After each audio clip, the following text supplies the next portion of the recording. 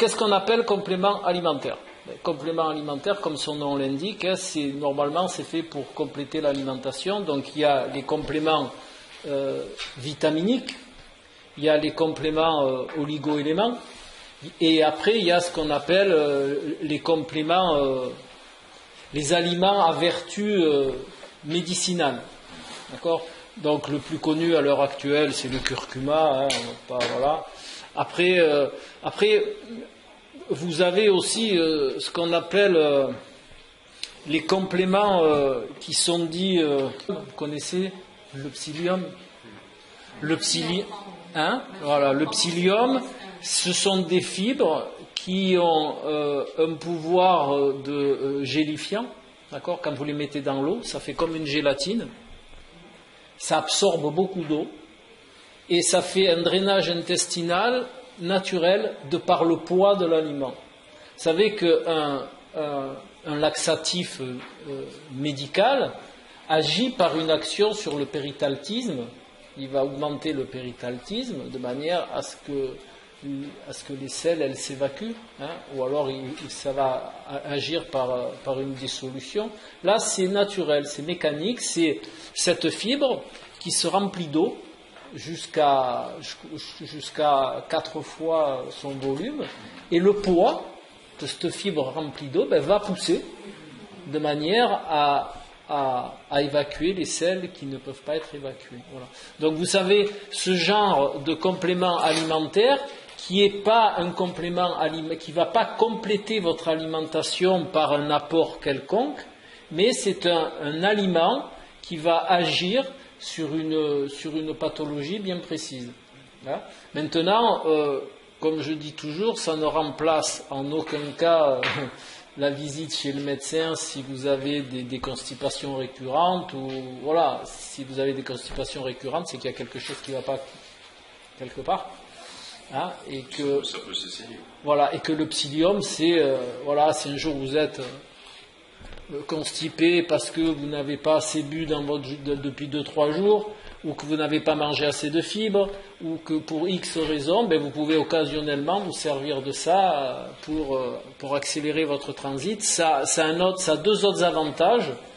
C'est que comme ça absorbe beaucoup, ça absorbe les graisses que vous avez dans votre alimentation. Donc pour les gens qui ont un problème de cholestérol, ça empêche l'assimilation des graisses, donc ça réduit de par effet le cholestérol, ça ne le réduit pas par la destruction, ça le réduit par la non-assimilation. Hein. Et la troisième chose, c'est que comme c'est très lourd, ça se remplit de beaucoup d'eau, vous avez un effet de satiété qui est augmenté. Donc pour les gens qui sont en restriction alimentaire, c'est quelque chose qui est intéressant de prendre une cuillère à café dans à peu près 20 centilitres d'eau avant le repas. Ça va donner déjà un gros bol alimentaire, et du fait, vous aurez moins faim quand vous serez à table. Hein. Voilà. Donc vous avez tous ces genres de compléments alimentaires qui peuvent être utiles. Alors, j'ai mis dans l'intitulé de la conférence « Quand se supplémenter ?» Parce que toute la chose est là. Est-ce que c'est utile de se supplémenter déjà dans un premier temps, et quand se supplémenter? Alors, on va faire ça de manière question-réponse, comme ça c'est un peu plus actif. Qu'est-ce que vous pensez de la supplémentation? Vous êtes pour? Vous êtes contre? Vous êtes pour? Et vous? Non? Et vous? Je vais juste m'informer. Non, mais si vous pouvez avoir une idée sur le sujet, hein, c'est pas... À certains moments. Normalement, une alimentation équilibrée, vous n'avez pas besoin. Je ne sais pas si vous voyagez, par exemple, si vous voyagez au Sri Lanka. J'y suis allé au Sri Lanka. Vous avez besoin de smecta ou des trucs comme ça, parce que ça va forcément vous arriver. Ça, c'est le changement alimentaire qui fait ça. Hein. Là, ce qu'on appelle vulgairement la tourista, c'est le changement d'habitude alimentaire qui fait que l'intestin il réagit, hein, puisque c'est plus le même biotope, c'est plus les mêmes aliments que vous lui donnez, donc le biotope il est un peu déstabilisé pendant 15 jours, et ce que j'appelle le biotope, c'est les bactéries que vous avez dans l'intestin, voilà, qui est déstabilisé, et qui de ce fait le fait libre et ce laps de temps entre la déstabilisation et le retour à l'équilibre, ça vous file la tourista, ce qu'on appelle voilà. Après, si vous buvez de l'eau qui est pas adéquate aussi, vous pouvez là c'est d'une pathologie, c'est plus un rééquilibrage, hein, d'accord. Et vous alors? Je suis pour, mais justement en surveillant, parce que j'en ai acheté en grande surface et j'ai senti que ça me faisait du mal. Et vous, jeune homme? Enfin, moi, ça dépend, c'est par rapport comme je suis sportif, et souvent les sportifs, ils ont recours. Alors, des fois, je me pose la question, est-ce que c'est utile ou pas? Parce que des fois, je me pose la question, est-ce que c'est pas une question de morphologie aussi en même temps? Bon, après, j'aborderai. Moi, je suis un ancien sportif de haut niveau, donc j'ai goûté à tout ce qui existe sur le sujet, à toutes les saloperies qu'il y a eu et qu'il y a. Voilà, donc. Voilà, et je continue à faire beaucoup de sport, donc on en parlera. On fera un petit écart après.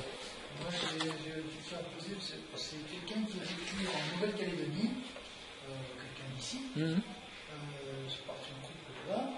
Et il disait, là-bas, pour les Européens nés ici, c'était obligatoire de prendre des compléments alimentaires parce que il y a un certain nombre d'éléments minéraux qui sont très peu présents, qui sont présents en Europe dans notre alimentation, qui sont très peu présents là-bas.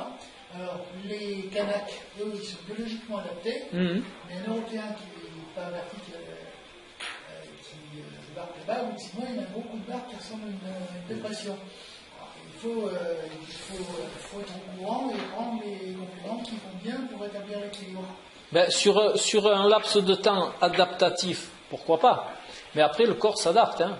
Vous savez que le corps humain, il a une faculté d'adaptation qui est phénoménale. Hein.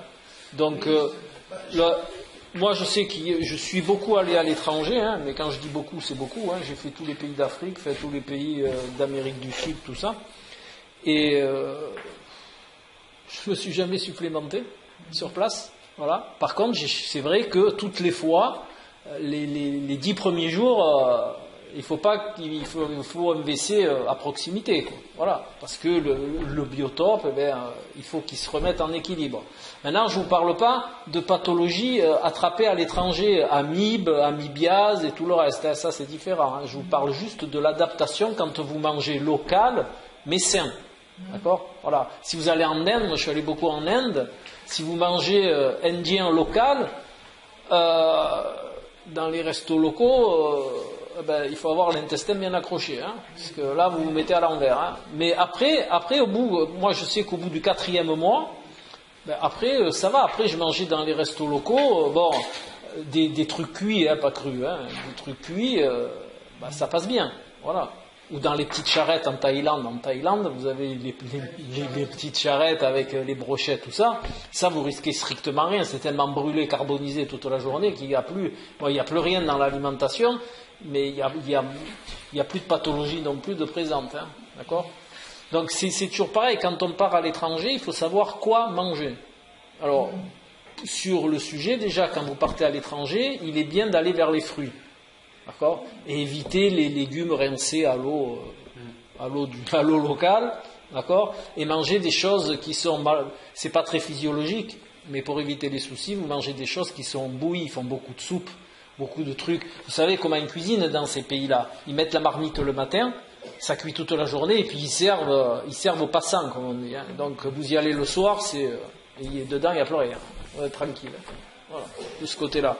Maintenant, le plus que je sois resté, c'est 8 mois, et j'ai pas été dénutri.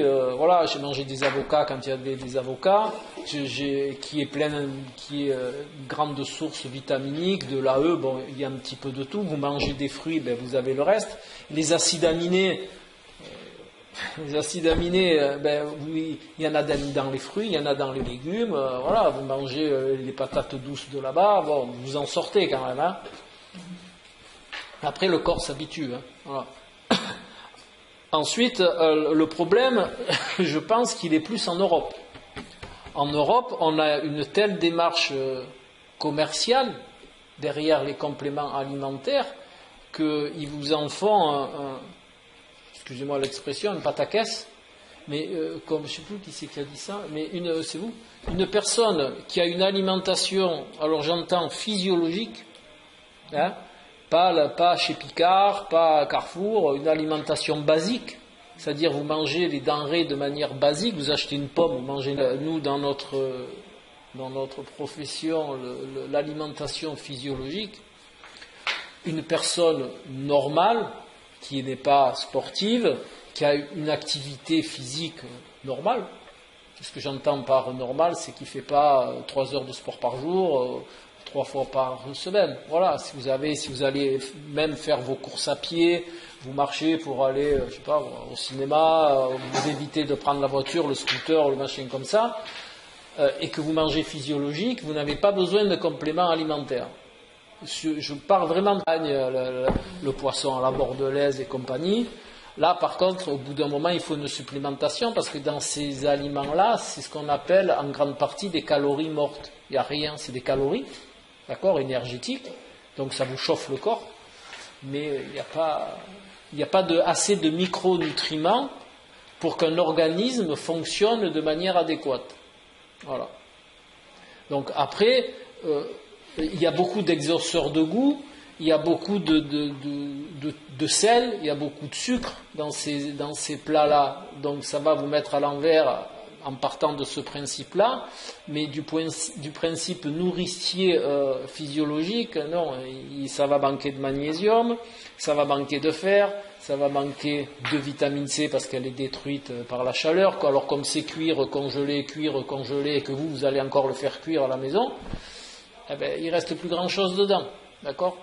Même, et comme tout est raffiné, donc il y a encore moins de choses. Si vous achetez pas, à la limite, du pain complet bio, parce que si le pesticide, il se met dans l'écorce. D'accord ? Pas en Corse, hein, dans l'écorce du blé. Donc quand c'est arrosé, ben, l'écorce, ça pompe le maximum de pesticides. Donc quand vous mangez complet de l'agroalimentaire, les gens croient que c'est bien, mais en réalité c'est pire. Parce que tous les pesticides se trouvent dans l'écorce. Et quand c'est du complet, c'est dans l'écorce. Donc, vous ingurgitez encore plus de pesticides que d'acheter du pain blanc, enfin du pain normal. D'accord ?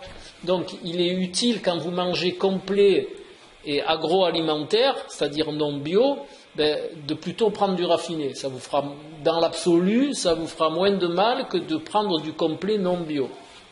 Par contre, si vous voulez avoir plus de micronutriments, achetez du pain complet bio, au moins vous aurez moins, je ne dis pas du tout parce que ça n'existe plus, vous aurez moins d'épandage que dans du complet non bio.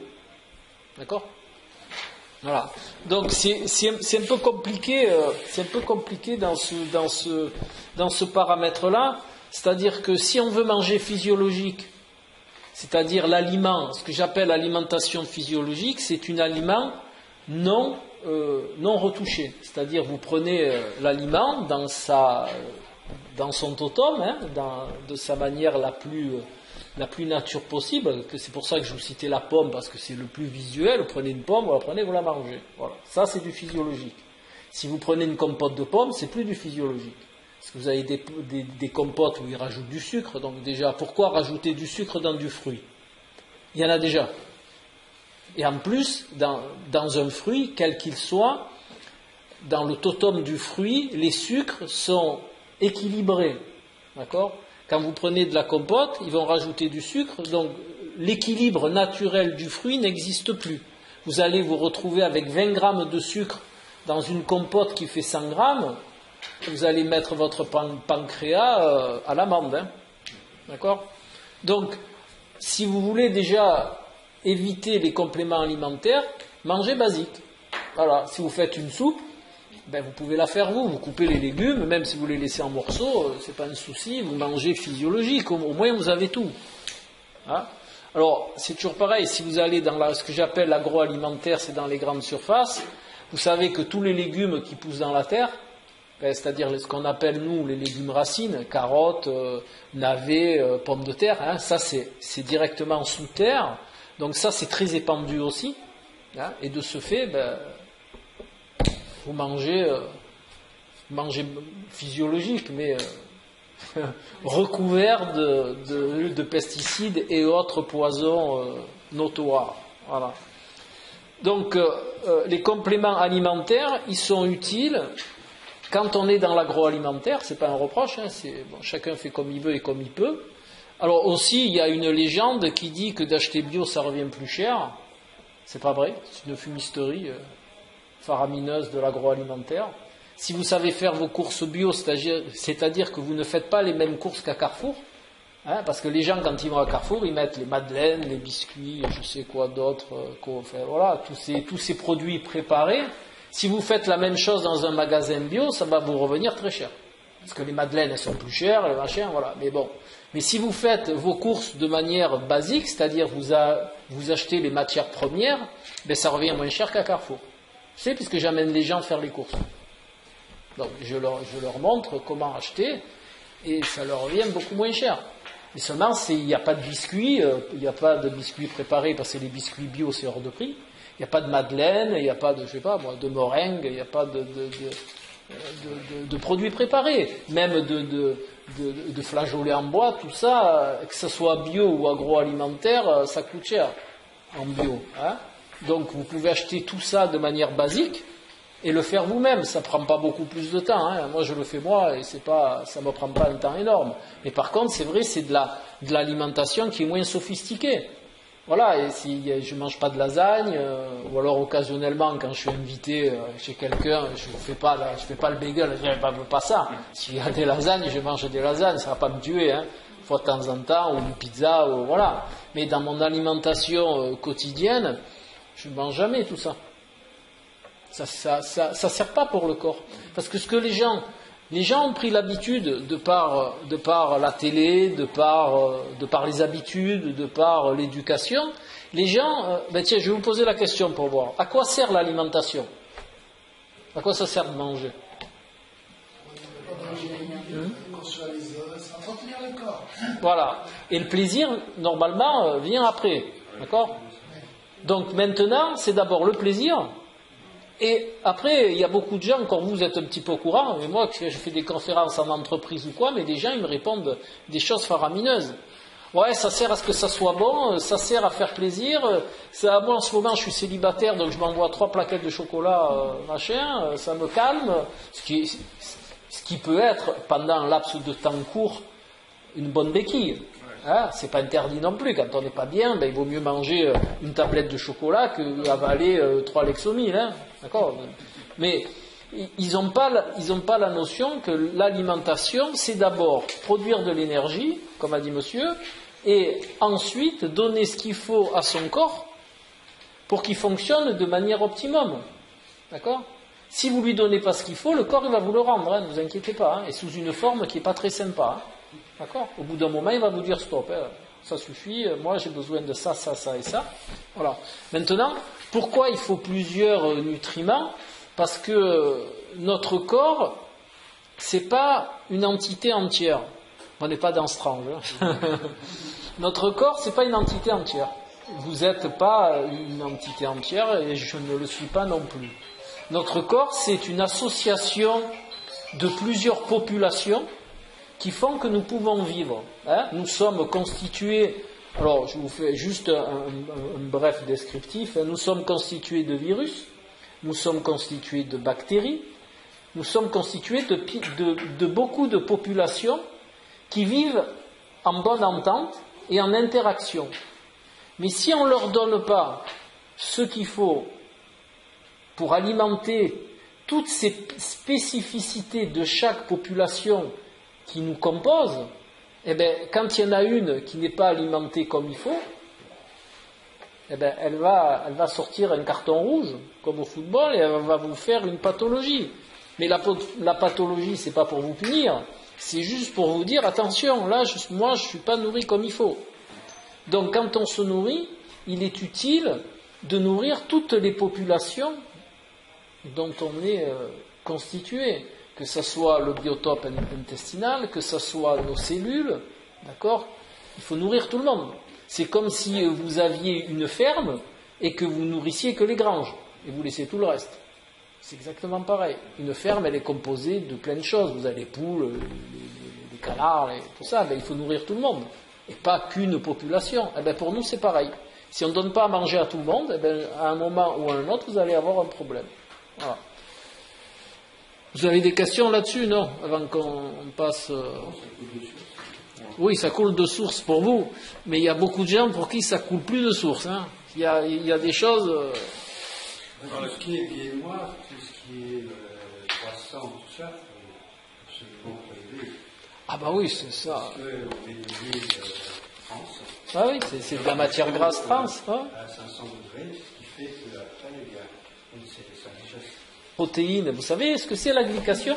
Vous allez le voir de suite. C'est le truc marron que vous trouvez partout. Vous voyez la couleur marron quand vous faites dorer quelque chose? Mais ça, en réalité, c'est de la glycation. De transformation, ça s'appelle la glycation, et ce qui est très mauvaise à longue échéance pour l'organisme humain. Voilà. Donc, chaque fois, vous penserez à moi, chaque fois que vous mangez quelque chose de doré, vous mangez de la glycation. Bonne grillade. Bonne grillade, voilà. Et à la fin, c'est pas cancérigène, ça? Oui. C'est cancérigène. C'est ça, mais c'est aussi... c'est aussi acidifiant pour l'organisme.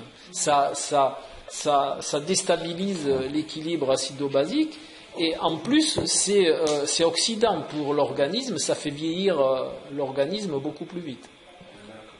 Et là, c'est pareil, on peut manger ça une fois par mois.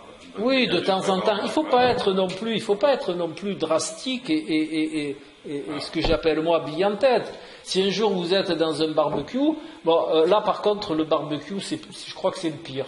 Si vous avez la glycation, vous avez le monoxyde de carbone dessus. Maintenant il faut des barbecues. Oui, verticaux. C'est un peu mieux. C'est un peu mieux. C'est un peu mieux parce que ça grille moins. Il n'y a pas les fumées. Voilà. Mais bon, le barbecue, dans son absolu, en plus, ce que vous n'imaginez pas, c'est que quand vous mangez, par exemple, une côte de bœuf, voilà, au barbecue, hein, j'entends. Vous voyez cette croûte un peu noire, grillée? Selon les statistiques, si vous mangez une côte de bœuf, c'est comme si vous fumiez un paquet de clopes d'un coup. Il y a le même goudron et monoxyde de carbone qu'un paquet de clopes, à peu près. Alors imaginez-vous que vous avaliez d'un coup, mais en plus ce qui est très mauvais, c'est que vous le prenez d'un coup. Un paquet de clopes, vous le fumez une par une, vous l'étalez sur une journée, voilà, au pire, ou sur une demi-journée pour certains. Mais là, c'est d'un coup. L'organisme, il faut qu'il gère tout ça. Donc déjà que vous savez que naturellement, et surtout les sportifs, on crée notre respiration. Ça, c'est pour tout le monde. On crée des déchets azotés. D'accord? Voilà. Donc, ces déchets azotés, c'est ce qu'on appelle aussi vulgairement des radicaux libres. Donc, on a des systèmes dans le corps, comme j'arrive jamais à le dire, le glutathion, voilà, et d'autres systèmes, le SOD, qui font que ça va annihiler ces déchets azotés. C'est une chimie du corps qui se fait normalement parce qu'on en crée. Et quand on fait du sport, on en crée encore plus des déchets azotés. D'accord? Pourquoi? Parce qu'on ventile beaucoup plus qu'une personne qui est sur une chaise, que ce soit à n'importe quel sport, vous ventilez, et de ce fait, vous créez des déchets azotés. Donc des radicaux libres. Mais ceci est encore augmenté, par exemple en muscu, pour ceux qui ingèrent beaucoup de protéines pour faire de la grosse masse musculaire. Parce que les déchets azotés viennent aussi des protéines, de la combustion des protéines. Voilà. Donc ça double encore. Et tout ça, il faut que le corps le gère. Donc si en plus vous rajoutez à ça une alimentation délétère, agroalimentaire et n'importe comment, votre corps il s'en sort plus. Au bout d'un moment, il va tirer les rideaux, il va dire maintenant j'en peux plus, assez. Voilà. Donc, il y a mais ça vous le voyez surtout dans le monde du muscle, ils sont très pointus sur l'alimentation, je crois qu'ils sont plus pointus que les diététiciens et que tout ce que vous pouvez trouver dans la nutrition. Pas tous, il y en a qui font n'importe quoi, mais ce qu'on appelle les vrais, quoi. Quand vous fréquentez les salles, vous les reconnaissez, ceux-là ils sont hyper pointus. Donc, ils prennent des compléments alimentaires, notamment du glutathion, qui est un antioxydant. Ils prennent plein de choses pour justement pallier à ce problème de déchets azotés. Voilà. Parce que quand on fait du sport depuis des années, eh bien, on a une fâcheuse tendance comme on dit, à rouiller plus vite que les gens qui sont sédentaires. Donc le sport a un effet bénéfique à une certaine dose et un effet nocif à une autre dose. Voilà. Donc il existe un nombre incalculable, je vais y arriver, d'antiradicaux libres. Donc c'est toutes les vitamines, et notamment la vitamine E, qui est un formidable antioxydant. Vous avez la vitamine C, vous avez le bêta-carotène, voilà, tout ce dont vous entendez parler un peu à droite, à gauche. Donc ça joue le rôle d'antioxydant, pour dire les choses, voilà, de manière très simple. Vous avez tout ce qui est en réalité trouvé dans la nature à son état naturel, à son état premier, a de quoi vous détoxifier le corps sans avoir plus de choses à faire, à condition que vous ne rajoutiez pas des choses dedans. Hein. Après, la sédentarité, à contrario de l'hypersport, la sédentarité fait aussi que votre corps s'engourdit aussi, mais pas pour les mêmes raisons. Voilà. Mais le complément alimentaire, comme on veut bien vous le vendre dans les médias, à la télé, et je ne sais où, pour la personne qui a une activité normale, n'est pas utile. Par contre, pour ceux qui, c'est pas votre cas, quand on arrive à 45-50 ans, là par contre, il est quand même utile, suivant l'activité, suivant le rythme de vie, suivant quelques facteurs, là par contre une supplémentation elle est utile en étude de votre alimentation, pas d'office, pas d'office. Quand vous allez voir quelqu'un, voilà, vous faites étudier, moi j'ai plein de gens qui viennent me voir juste pour l'étude de leur alimentation, pour savoir si ils ont un apport à peu près équilibré toujours par rapport à leur activité. On ne donne pas la même chose à manger à un sédentaire qu'on va donner à un sportif amateur et qu'on va donner à un sportif professionnel, ou même à quelqu'un qui habite à la campagne et qui casse du bois toute la journée, ou qui s'occupe de sa forêt ou de son jardin ou je ne sais quoi d'autre. D'accord ? Et même là-dedans, on ne donne pas la même chose au nageur qu'on va donner à un cycliste, qu'on va donner à un mec qui fait de la muscu. Parce que les besoins sont différents.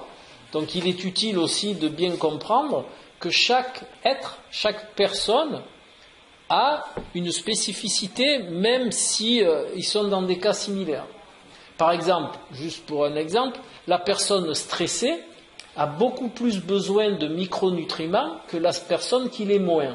Pourquoi ? C'est physiologique ça, parce que la personne stressée, pour le corps, pour faire tampon à ce stress, il va prendre les micronutriments, notamment magnésium, calcium. Donc les gens qui sont très stressés, ils vont avoir besoin d'un apport plus important de ces deux oligo-éléments. Alors ça peut l'être de manière naturelle, c'est-à-dire vous rajoutez des amandes et des noix à votre alimentation, et vous allez avoir un apport supplémentaire. Les gens qui ne sont pas au courant, qu'est-ce qu'ils font ? Ils vont à la pharmacie. Ils sont constitués de magnésium qui n'est pas vraiment bioassimilable par l'organisme. Parce que le magnésium le moins cher, comme par hasard, c'est celui que le corps absorbe le moins. Et les produits magnésiques les plus chers, c'est forcément le sel de magnésium qui est le plus assimilable par l'organisme. Donc pensez toujours, quand vous allez acheter un complément alimentaire, il y a quand même une notion de bénéfice qui fait que le produit, le principe actif du complément alimentaire n'est pas forcément le meilleur pour l'organisme. Alors que si vous le prenez de manière naturelle, par une augmentation de certains aliments, vous avez un complément naturel qui, dans le totum de l'aliment, c'est-à-dire dans l'entièreté de l'aliment, va être beaucoup plus biodisponible que le complément alimentaire. Par contre, c'est vrai que dans certains cas, comme par exemple les femmes en ménopause, en préménopause plutôt, qui ont des menstruations très importantes, c'est pas en mangeant du boudin qu'on va refaire les réserves de fer, hein, d'accord? En plus, le boudin, c'est très gras, donc ça va vous mettre à l'envers dans un autre domaine. Donc là, des fois, il est utile de supplémenter, parce que c'est très difficile, ou alors il faudrait manger des boîtes de palourdes, qui contiennent beaucoup de fer, mais tout le monde n'aime pas la palourde. Donc dans des cas bien spécifiques d'aménorrhée très importante, là, on peut supplémenter de manière médicale, parce que c'est pas en mangeant, d'autant plus qu'il y en a très peu dans les épinards, ça c'est une légende, si le fer dans les épinards, il y en a très peu, hein, mais bon.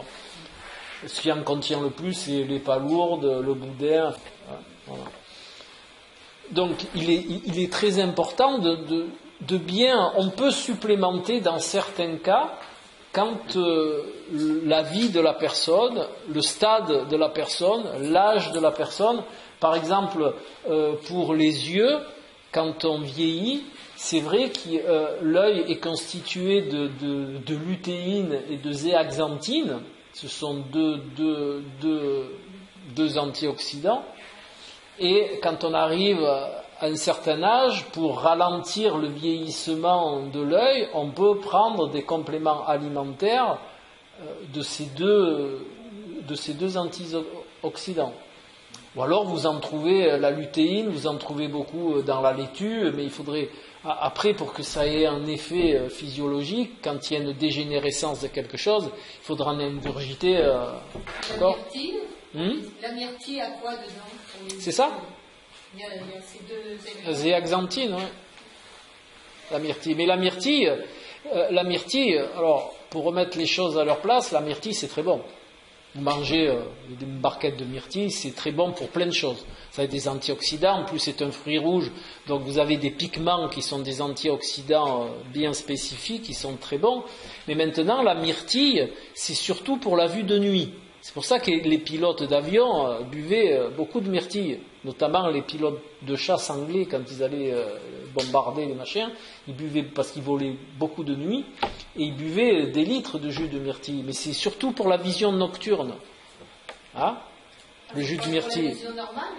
Un peu, mais c'est plus pour la vision nocturne. Voilà.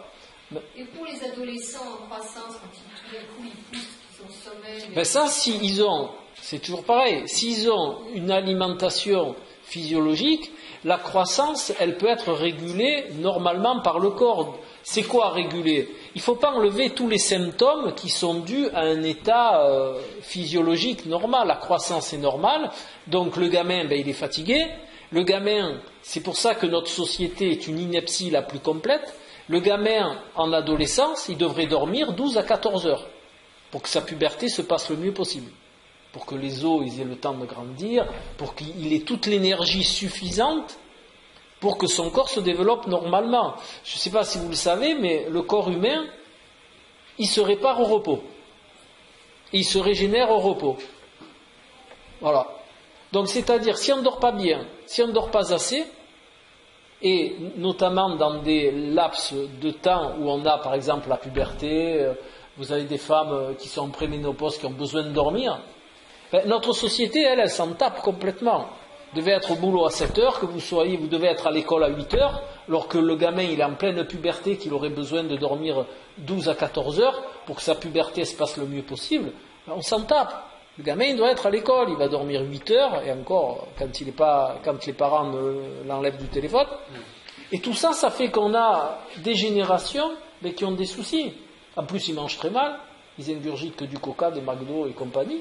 Et de ce fait, après on se plaint pourquoi les jeunes il n'y aura pas autant d'agressivité, il y aura plus d'attention dans les classes, ils ne vont pas piquer du nez à 9h du matin à l'école, ils piquent du nez, pourquoi les gamins? Parce qu'ils n'ont pas leur compte de sommeil par rapport à leur puberté. Les os, ils ont besoin de pousser, tout ça, ça demande de l'énergie au corps. Et le corps, il peut donner cette énergie que quand il est au repos. C'est de même pour les sportifs, hein. Le programme d'un sportif, 50% c'est la récupération. S'il n'y a pas une récupération suffisante, et notamment en muscu, vous ne prenez pas de volume. Hein. Voilà. Et un sportif, même par exemple un cycliste, un nageur, s'il n'a pas son temps de récupération, il va se blesser. Vous rajoutez à ça une alimentation non adaptée, et vous allez avoir des tendinites, des crampes, des jambes passes, des vertes et des pas mûres. Parce que l'alimentation, quand elle n'est pas adaptée, vous vous en rendez pas compte, mais la petite fatigue du matin, d'accord, quand vous mangez trop de sucre, vous avez ce qu'on appelle des micro-hyporéactionnels, ça ne vous fait pas vraiment un diabète de type 2, ça vous fait un état de fatigue chronique. Donc vous vous habituez. Vous entendez les gens, moi qui viennent me voir en consultation, ils disent oh là là, putain, ça fait des années que je suis fatigué quand je me lève le matin, mais c'est normal, hein. Je suis habitué, je me couche pas très tôt. Je dis non, c'est pas normal. Qu'est-ce que vous mangez? Ah, le matin je mange un croissant avec un bout de pain puis un peu de confiture. Il n'y a que du sucre. C'est normal qu'à 9h, boum, hein, vous avez un coup de barre. Hein. Et comme le soir, vous avez mangé aussi du sucre, le matin vous êtes soit en hypo ou soit en hyper. Mais quand vous êtes en hyper, vous êtes fatigué quand même. Et en plus, vous êtes irascible. Donc vous arrivez à vous levez mal le matin, vous êtes de mauvaise humeur. Alors c'est pas une maladie, pas encore. Mais vous avez tous des symptômes qui montrent que votre alimentation, elle n'est pas adaptée. Voilà, le matin vous levez fatigué, irascible, il faut vous pousser aux fesses pour sortir du lit. Normalement, le corps en hiver, il aurait besoin de 2 heures de sommeil de plus. C'est physiologique. C'est pas de taille pas, hein. D'accord? Pourquoi? Parce que le corps en hiver, il hiberne. D'ailleurs, ça se voit beaucoup plus chez les sportifs.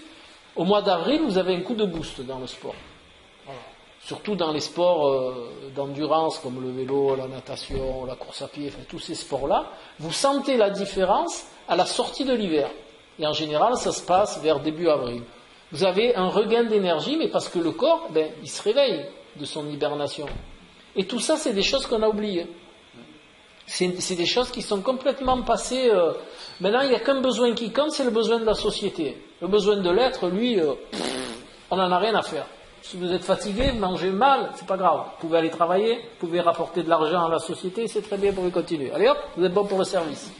C'est tout. Voilà. Donc, tout ça, pour en revenir au complément alimentaire, je vous ai préparé un petit exemple. Voilà. Par exemple, dans le magnésium, à l'heure actuelle, c'est comme on mange très mal et comme on fait tout très pas bien, on bouffe beaucoup de magnésium pour faire tampon un peu partout dans l'organisme et forcément on en manque. Vous savez que le magnésium est utile à plein de choses, mais notamment au système nerveux. Système nerveux et à la transmission de l'influx nerveux dans les muscles. Voilà. C'est pour ça que quand on manque de magnésium, on a des crampes. Bravo. Voilà. Parce que l'influx nerveux ne se fait plus comme il faut.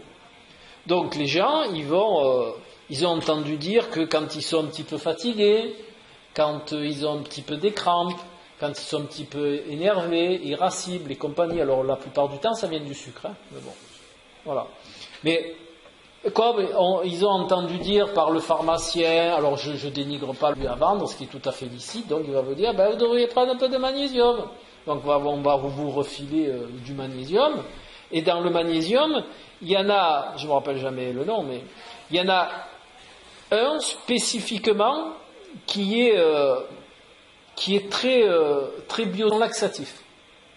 Ça veut dire que pour les gens qui ont un peu l'intestin fragile ou l'intestin qui est un peu speed, vous lui filez par exemple du chlorure de magnésium, vous risquez au bout de 3-4 jours de commencer à avoir des diarrhées.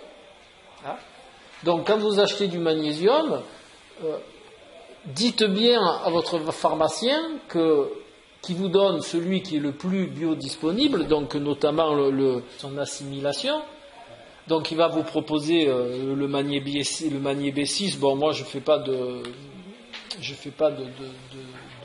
donne pas de nom de complément, mais il va proposer ça.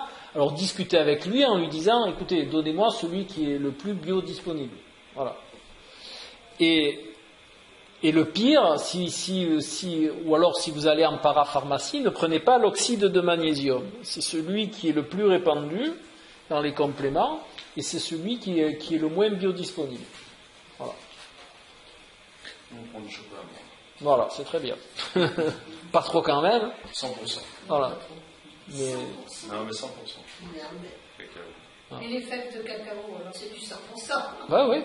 Moi je prends des fèves de cacao, je les passe au moulin à café et tous les matins je mélange ma banane avec les fèves de cacao et des amandes. Voilà, et j'ai mon magnésium pour la journée. Je mange quelques noix à midi et puis voilà. Donc on n'est pas obligé quand La peau, lorsque la peau, moi, la peau de. Des fèves de cacao, moi j'enlève la peau. Non, moi je me passe tout au moulin à café. Hop. Mais il y a des nutriments dans la peau. Ben forcément. Forcément. Oui. C'est comme dans la peau des pommes. Vous avez plus de micronutriments dans la peau que dans le fruit. Mais mettez-les au moulin à café. Les pommes? Non, les fèves de cacao. Les fèves de cacao. Mais je les fais tremper la veille et j'enlève la peau. N'enlevez pas la peau. Essayez de la manger avec la peau. Vous essayez, vous expérimentez, vous voyez après. Les amandes, c'est pareil. Les amandes sont dites irritantes, les amandes entières, hein, avec la peau. Voilà. Mais si vous n'en mangez pas 3 tonnes, normalement ça doit passer. Si vous avez un intestin à peu près normal. Je fais tremper, j'enlève la peau. N'enlève plus la peau. Essayez, vous faites moitié-moitié. Pour voir. Est-ce qu'on dit qu'il y a plus de vitalité dans ce qu'on fait tremper? Les céréales, je les fais tremper avant. Alors, une amande. Alors, moi je vais vous raconter une histoire. Une belle histoire. Une amande séchée, c'est quoi? Enfin, une amande, hein. Une amande, c'est quoi? Ça a été desséché. D'accord? Donc, le dessèchement, c'est quoi? Ça a extirpé l'eau. C'est comme si vous mangez des figues sèches. Elles sont sèches, pourquoi? Parce qu'elles ont perdu leur eau. D'accord? Donc, quand vous les mettez à tremper, qu'est-ce que vous faites? Vous mettez l'eau une partie de l'eau qu'elles ont perdue. Mais ça ne change rien dans la teneur de l'aliment. C'est comme le pastis. Si vous mettez une dose de pastis dans sa d'eau et une dose de pastis dans 1 litre d'eau, vous aurez toujours une dose de pastis. Ça réanime pas un petit peu le germe? Non. La seule chose qui peut, par contre, c'est de les mettre au soleil. Ça les revitalise. Et ça, c'est prouvé scientifiquement. Hein. Ah ouais. Tous les fruits, laissez pas 3 jours au soleil. Mais vous les mettez, même l'eau, vous la mettez 2 heures au soleil, elle est revitalisée. C'est plus de l'eau morte. D'accord? Et pour l'eau, en l'occurrence, vous avez ce qu'on appelle l'effet vortex. Vous prenez une cuillère ou un truc et vous tournez très vite. Vous avez vu, ça fait un vortex. L'effet vortex réanime l'eau. Alors, je reviens aux besoins de la supplémentation. Qui c'est qui se supplémente là? Avec quoi? Alors moi, je vous ai fait la liste.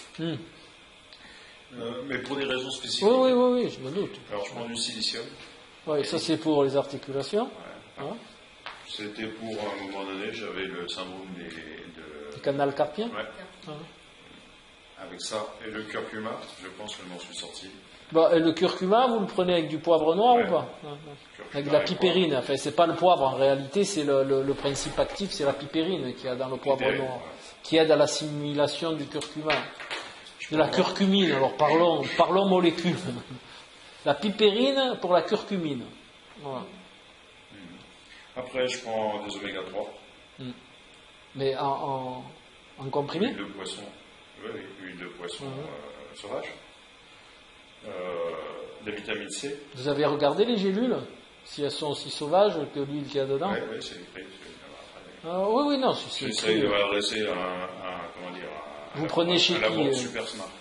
Ah, Super Smart, oui, je connais. A priori, c'est quand même sérieux. Il y en a, oui. Il y a Nutrexia aussi qui est un la labo. Vitamine C. Soit la vitamine C. L'acérola. Et par cure de 1 mois, 2-3 fois par an, les probiotiques. Alors ça, les probiotiques. Je prends un probiotiques. Super Smart aussi. Oui, mais les probiotiques, alors, je vais vous expliquer une chose là-dessus. On est 7 milliards sur Terre, enfin bientôt, hein. C'est pas le compte exact, mais on doit y être à peu près ça. Et il y a 7 milliards d'intestins différents, et il y a 7 milliards de biotopes différents. Le biotope, il s'adapte à votre vie émotionnelle, à votre stress, à votre alimentation, enfin, à votre vie. Donc quand vous prenez des probiotiques, vous donnez quelque chose de généraliste à une spécificité. Les prébiotiques, c'est quoi? C'est les fibres. C'est les fibres qui font votre biotope et les oligosaccharides. Voilà. Donc, si vous voulez rétablir votre biotope, vous virez les probiotiques et vous essayez plusieurs combinaisons de fibres. Alors, une combinaison de fibres, c'est quoi? C'est les fibres insolubles qui font les probiotiques, qui donnent à manger à votre biotope. D'accord? Donc c'est les fibres de quoi? C'est les fibres du céleri, c'est les fibres du fenouil, c'est aussi l'inuline qui est contenue dans la chicorée. Donc vous pouvez boire des boissons à la chicorée. Vous voyez, vous avez plusieurs manières de réguler votre biotope par des principes naturels qui vont vous faire économiser de l'argent, déjà, parce que les probiotiques chez eux, ils sont quand même chers. Et vous allez l'adapter à qui vous êtes. Et les besoins de monsieur seront différents. Bien sûr.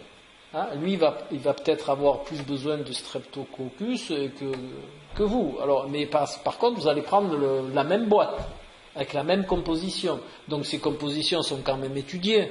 Ils ne font pas ça n'importe comment. Mais c'est une généralité donnée à une spécificité d'un individu.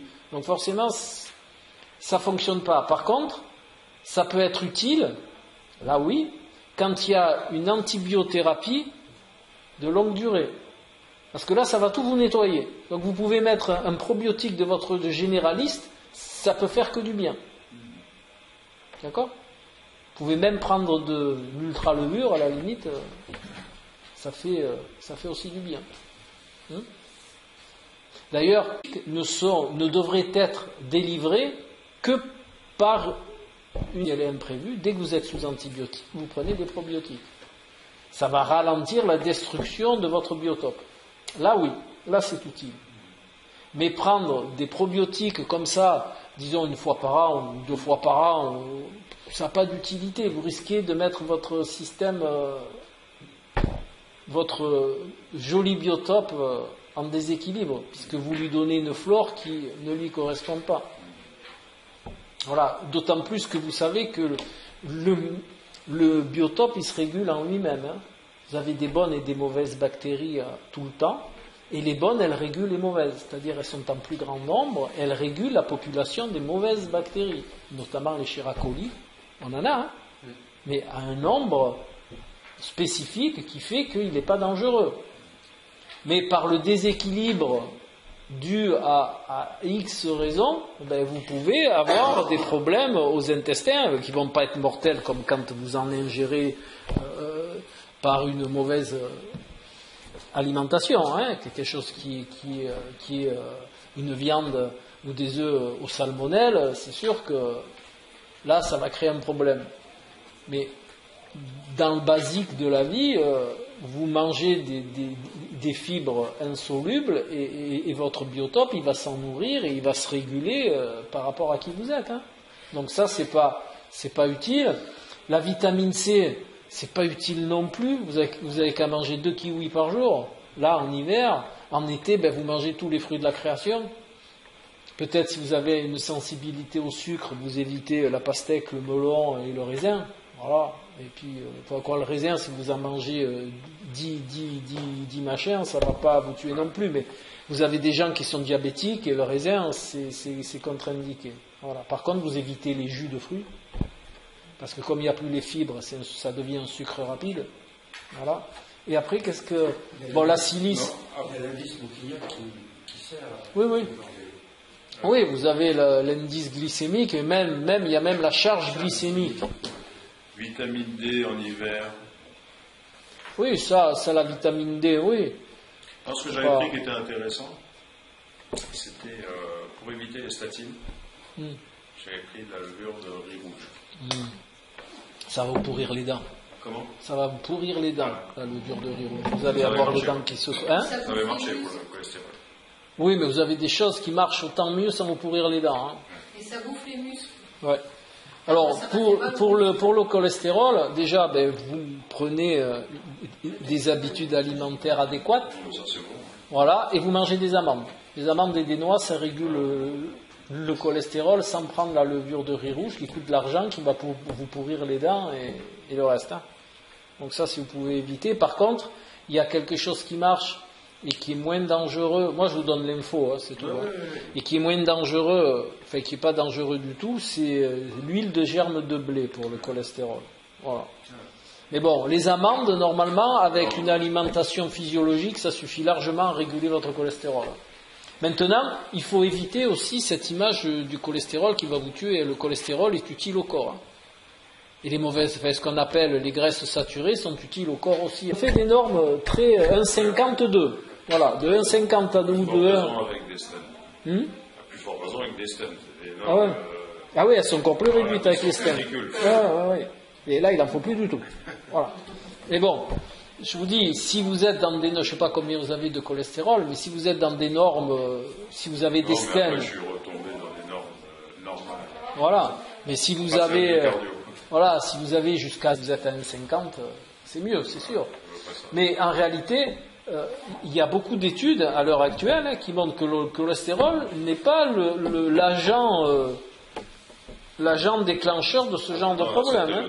Voilà, c'est surtout le tabac, le stress, la vie non adaptée qui fait que, bon, après, comme on ne peut pas agir sur ça, ben, quand c'est fait, donc on va agir sur le cholestérol. Mais et tout ce qui est naturel n'est pas forcément bon. Tout ce qui est naturel n'est pas... Ça dépend ce que vous appelez naturel, parce qu'à l'heure actuelle, les gens, ils appellent naturel qui n'est pas naturel. L'huile, c'est naturel? Ben, dites-moi, l'huile d'olive, voilà. Vous achetez 1 litre d'huile d'olive, est-ce que c'est naturel? Non, c'est fabriqué par l'homme. Voilà, donc c'est pas naturel. Et pourtant, c'est dit c'est bon. Comment vous mangez l'olive? Ben, l'olive, je la mange, l'olive. C'est bête, hein, mais une olive, c'est une olive. Hop. Vous la mangez comme ça? Ben oui. C'est de l'huile. Ben, vous mangez pas des olives noires du pays de Nice, en plus elles sont bonnes. Hein. Salées, ben, vous les rincez. Moi je prends des vertes, parce que les noires, justement, il y a du saumure, c'est salé, tout ça, donc moi je prends les olives vertes. Ah, mais salées. Mais elles sont pas salées, les olives vertes. Au pire, il y a un peu de vinaigre pour la conservation, vous les passez sous l'eau, et voilà. Oui, ça va, mais pas les olives de l'arbre. Ah, ben, les olives, elles viennent de l'arbre quand même. Hein. Après, elles sont passées au sel et au saumure. Mais moi, j'ai une amie qui en fait des olives. Elle est sale, juste ce qu'il faut, et vous pouvez vous les passer sous l'eau avant de les manger, et vous n'avez aucun problème de sel. Hein. D'autant plus que le sel, une fois passé aux chèvres que vous allez acheter à Picard, où il y a 10 grammes de sel dedans. Non, je ne dis pas que du sel, mais parce que vous parliez d'éléments naturels. Eh ben, c'est naturel, hein. Ben, c'est naturel, il n'y a pas d'extraction, il n'y a rien. Il y a une méthode de conservation qui est faite avec du sel, donc qui est pas nocive. Hein. Par contre, l'huile, c'est une extraction. C'est une extraction et une concentration. Puisque c'est une huile, hein, forcément. Donc on a pris, je sais pas, 10 kilos d'olive, on en a fait 1 litre, je sais pas combien il faut, hein, peut-être je dis une bêtise, hein, mais voilà, on en a fait 1 litre, et vous avez un produit extrait concentré. Et on sait très bien que tout ce qui est concentré, pour l'organisme, c'est pas bon. D'accord? Des oméga 6 et des oméga 9, vous en avez partout, hein, vous n'avez pas besoin de... Après, je dis pas, c'est bon au goût. Vous mangez des poivrons à l'huile d'olive, c'est merveilleux. L'huile d'olive, je crois que c'est très sain, au contraire, pour le corps. Mais c'est sain, mais c'est concentré. Ce qu'il faut savoir, c'est que pour la matière grasse, il faut un équilibre. Il faut tant d'oméga 3 pour tant d'oméga 6 pour tant d'oméga 9. Voilà. Donc si vous mangez de l'huile d'olive qui est un concentré d'oméga 6 et d'oméga 9, eh ben, vous allez être en déséquilibre dans votre ration par rapport aux oméga 3, puisque les oméga 3 sont beaucoup plus difficiles à trouver. D'accord? Pas dans l'huile d'olive? Non. Donc après, il faut y adjoindre de l'huile de cameline ou de l'huile de lin, et vous retombez dans de l'extraction. Alors que vous prenez des graines de lin basiques, vous les passez au moulin à café, vous en faites une farine, vous mélangez ça à vos amandes, passez aussi au moulin à café, ça vous fait une poudre et vous mélangez ça à votre petit déjeuner. Et vous avez vos oméga 3. De temps en temps, vous mangez des sardines avec les arêtes. Et vous avez encore des oméga 3, mais de source animale. Donc vous avez les oméga 3 de source végétale et vous avez les oméga 3 de source animale. Et de là, eh ben, vous avez les deux sources, dont les EPA et tout ça. Voilà, d'accord? Et en plus, dans les squelettes des sardines, ça vous donne du calcium. Vous couplez ça avec du brocoli qui contient beaucoup de calcium végétal, et vous avez besoin d'aucun supplément qui va vous coûter des sous. Ça coûte moins cher quand même un brocoli, encore, qu'une boîte de calcium à la pharmacie. Moi, je vais vous avouer quelque chose. J'ai quand même un problème, c'est que quand je me mets à table, c'est pour me nourrir, mais il faut quand même que je me régale. Ah, mais ça fait partie de la mise à table. Mais moi, je me régale autant. Avec un brocoli bouilli ou machin, mais avec un filet de lait, je me régale pas. Après, ça, c'est parce que le goût, il n'est pas revenu à son état. Mais si vous mangez physiologique, moi, je vous prie de croire que ça fait 25 ans que je mange physiologique. Ouais. Et quand je vais manger chez des amis ou que je vais au resto avec des amis et qu'il y a le choix que la pizza, qu'il n'y a pas autre chose, eh ben, je suis malheureux, hein. Parce que c'est hyper salé, c'est hyper sucré. Les desserts, putain, je suis gourmand, donc je fais mes desserts parce que je les aime d'une certaine manière. Mais quand je bouffe un dessert dans un resto, j'ai la bouche qui brûle. Le sucre me brûle. Alors quand j'invite mes collègues à la maison, ben c'est le contraire. Oh putain, ça manque de sucre. Hein. Putain, ça manque de sucre. Mais je dis, c'est parce que tu as la bouche brûlée, mon ami. Qu'est-ce que vous faites comme dessert? Plein de trucs, hein. Des trucs au chocolat avec des amandes, je fais des tuiles aux amandes, je fais, je sais pas, des bananes aromatisées au cacao, je sais pas, n'importe quoi. Je fais plein de choses. Et c'est très bon. Je fais des... Oui, mais ça c'est du sucre du fruit, donc à midi ça passe bien. Moi, des bananes, j'en mange 3 par jour, bon, je fais beaucoup de sport. Mais j'ai une activité physique importante, donc j'en mange, mais une banane par jour, voilà. En plus, si vous la couplez avec des amandes qui contiennent du gras et des fibres, votre sucre est largement ralenti. Hein. C'est justement ça qu'explique Montignac dans son truc. Il dit, bon, ça c'est ce qu'il donne, il donne, mais après il y a des choses qui ralentissent ou qui accélèrent, et suivant la quantité que vous en mangez, ça va faire que ça va déclencher l'insuline, ou pour la même denrée, si vous en mangez une ration moindre, ça ne va pas déclencher l'insuline. C'est le problème du pain. Le pain, si vous en mangez une tranche, votre insuline, elle va se tenir tranquille, enfin, votre pancréas, il ne va pas avoir de problème. Si vous mangez une baguette, vous allez avoir le pancréas, il va crier au secours. Hein. Parce que ça, c'est une fausse légende aussi, le pain, le machin, tout ça, c'est des sucres rapides, le pain, le riz, les pâtes et compagnie.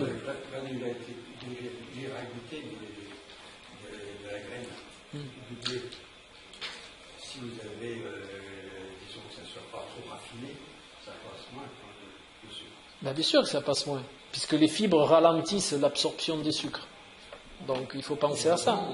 Justement, vous pouvez un peu broyer entre deux pierres. Oui. Ben, ça se fait toujours, la farine broyée, ça se vous en trouvez encore, hein, de la farine faite au moulin à pierre, ce qu'ils appellent. C'est broyé par la pierre, c'est moins fin, donc il reste, voilà, donc il y a moins de sucre. Ouais. Donc ensuite, le calcium, pareil, c'est même combat. Le calcium, vous en trouvez partout. Hein. Alors si vous êtes un fin gourmet, mais vous pouvez être un fin gourmet physiologique. Vous n'êtes pas obligé de voilà, vous n'êtes pas obligé de manger des lasagnes, vous n'êtes pas obligé de manger, je sais pas, des choucroutes. On a éliminé tout ce qui est sucre. Produits laitiers. Ah bah ça, je vous l'ai pas dit, mais ça coule de source, hein, produits laitiers. Oui, mais le calcium n'est pas efficace. Après, non. On mange peut-être pas assez de légumes. Et vous mangez quoi alors si vous mangez plus de céréales et plus Comment? Vous mangez plus de céréales, c'est ça que vous avez dit? Non, on mange pas assez de légumes. Mais vous mangez quoi alors? On peut manger de temps en temps, malgré tout, des pâtes, des choses comme ça. Voilà. Donc là, sur le quinoa, le quinoa, oui, c'est un bon. Ouais, le quinoa, j'en ai jamais essayé. Ouais, ça, mais vous savez qu'il y a un problème avec le quinoa. Enfin, un problème. Il faut quand même y faire il faut pas en manger trop souvent sous l'excuse qu'il y a tous les acides aminés dedans. Parce que déjà, le quinoa n'est pas une céréale. Elle fait partie de la famille des épinards, hein, le quinoa. Ouais. Et ensuite, ça contient de la saponine. Et la saponine empêche la fixation du magnésium. Donc, si vous mangez beaucoup de quinoa, enfin, souvent, à la longue, ça prend du temps, mais à la longue, vous pouvez avoir une malabsorption du magnésium. Voilà. Donc, on va se coucher. Là, vous avez un conseil pour gérer un peu l'hypertension? Oui, vous avez la tisane de feuilles d'olivier, qui est très performant. Parce que ma grand-mère faisait. Voilà. Je crois que c'est ce qu'il y a de plus performant. avec une petite activité physique. Voilà. La marche, mais pas la marche magasin. Hein. Vous n'arrêtez pas toutes les vitrines, c'est là ça marche pas. Hein. Ah, vous marchez 45 minutes, 4 fois par semaine, mais c'est pas à peine de marcher vite, hein, vous marchez. Pas un peu plus que la normale, de manière ça, et puis après travailler sur le côté émotionnel. Les feuilles d'olivier, je pensais que c'était un truc de grand. Non, ça marche bien. Moi, je l'ai conseillé à beaucoup de gens. Ils l'ont fait, hein, ils ont essayé. De toute façon, il faut expérimenter, et ils ont la tension qui est descendue. Hein. De feuilles d'olivier. Vous pouvez l'acheter en herboristerie, et voilà. Voilà. Mais c'est connu de beaucoup de gens. Hein. Je ne vous révèle pas un secret, tisane de feuilles d'olivier. Voilà. Et ça marche très bien. Après, il y a le travail sur la gestion des émotions. Vous devez être un émotionnel, donc la tension, elle suit aussi. Hein. En plus, avec ce que vous avez eu, ça prouve qu'il y a du tabac plus à plein de choses. Ça fait un tout. Vous savez, c'est pas un truc qui vous fait mal. Hein. C'est ça vous fera jamais mal. C'est 1 plus 1 plus 1 plus 1. Donc vous rajoutez la pollution atmosphérique, la malbouffe, la mauvaise gestion du stress, une vie non physiologique, le sommeil qui n'est pas très bon, et bien tout ça, ça fait 5. Et le 5, ça va vous faire mal. D'accord ? Le 1, il ne vous fera jamais mal. Le corps, il gère. Le corps, il a d'énormes facultés. C'est l'accumulation des choses qui fait mal. Voilà. Donc, ensuite, je sais que c'est très... Alors, je ne dis pas ça pour vous, hein, mais c'est très répandu, les compléments érectibles. D'accord ? Ceux qui augmentent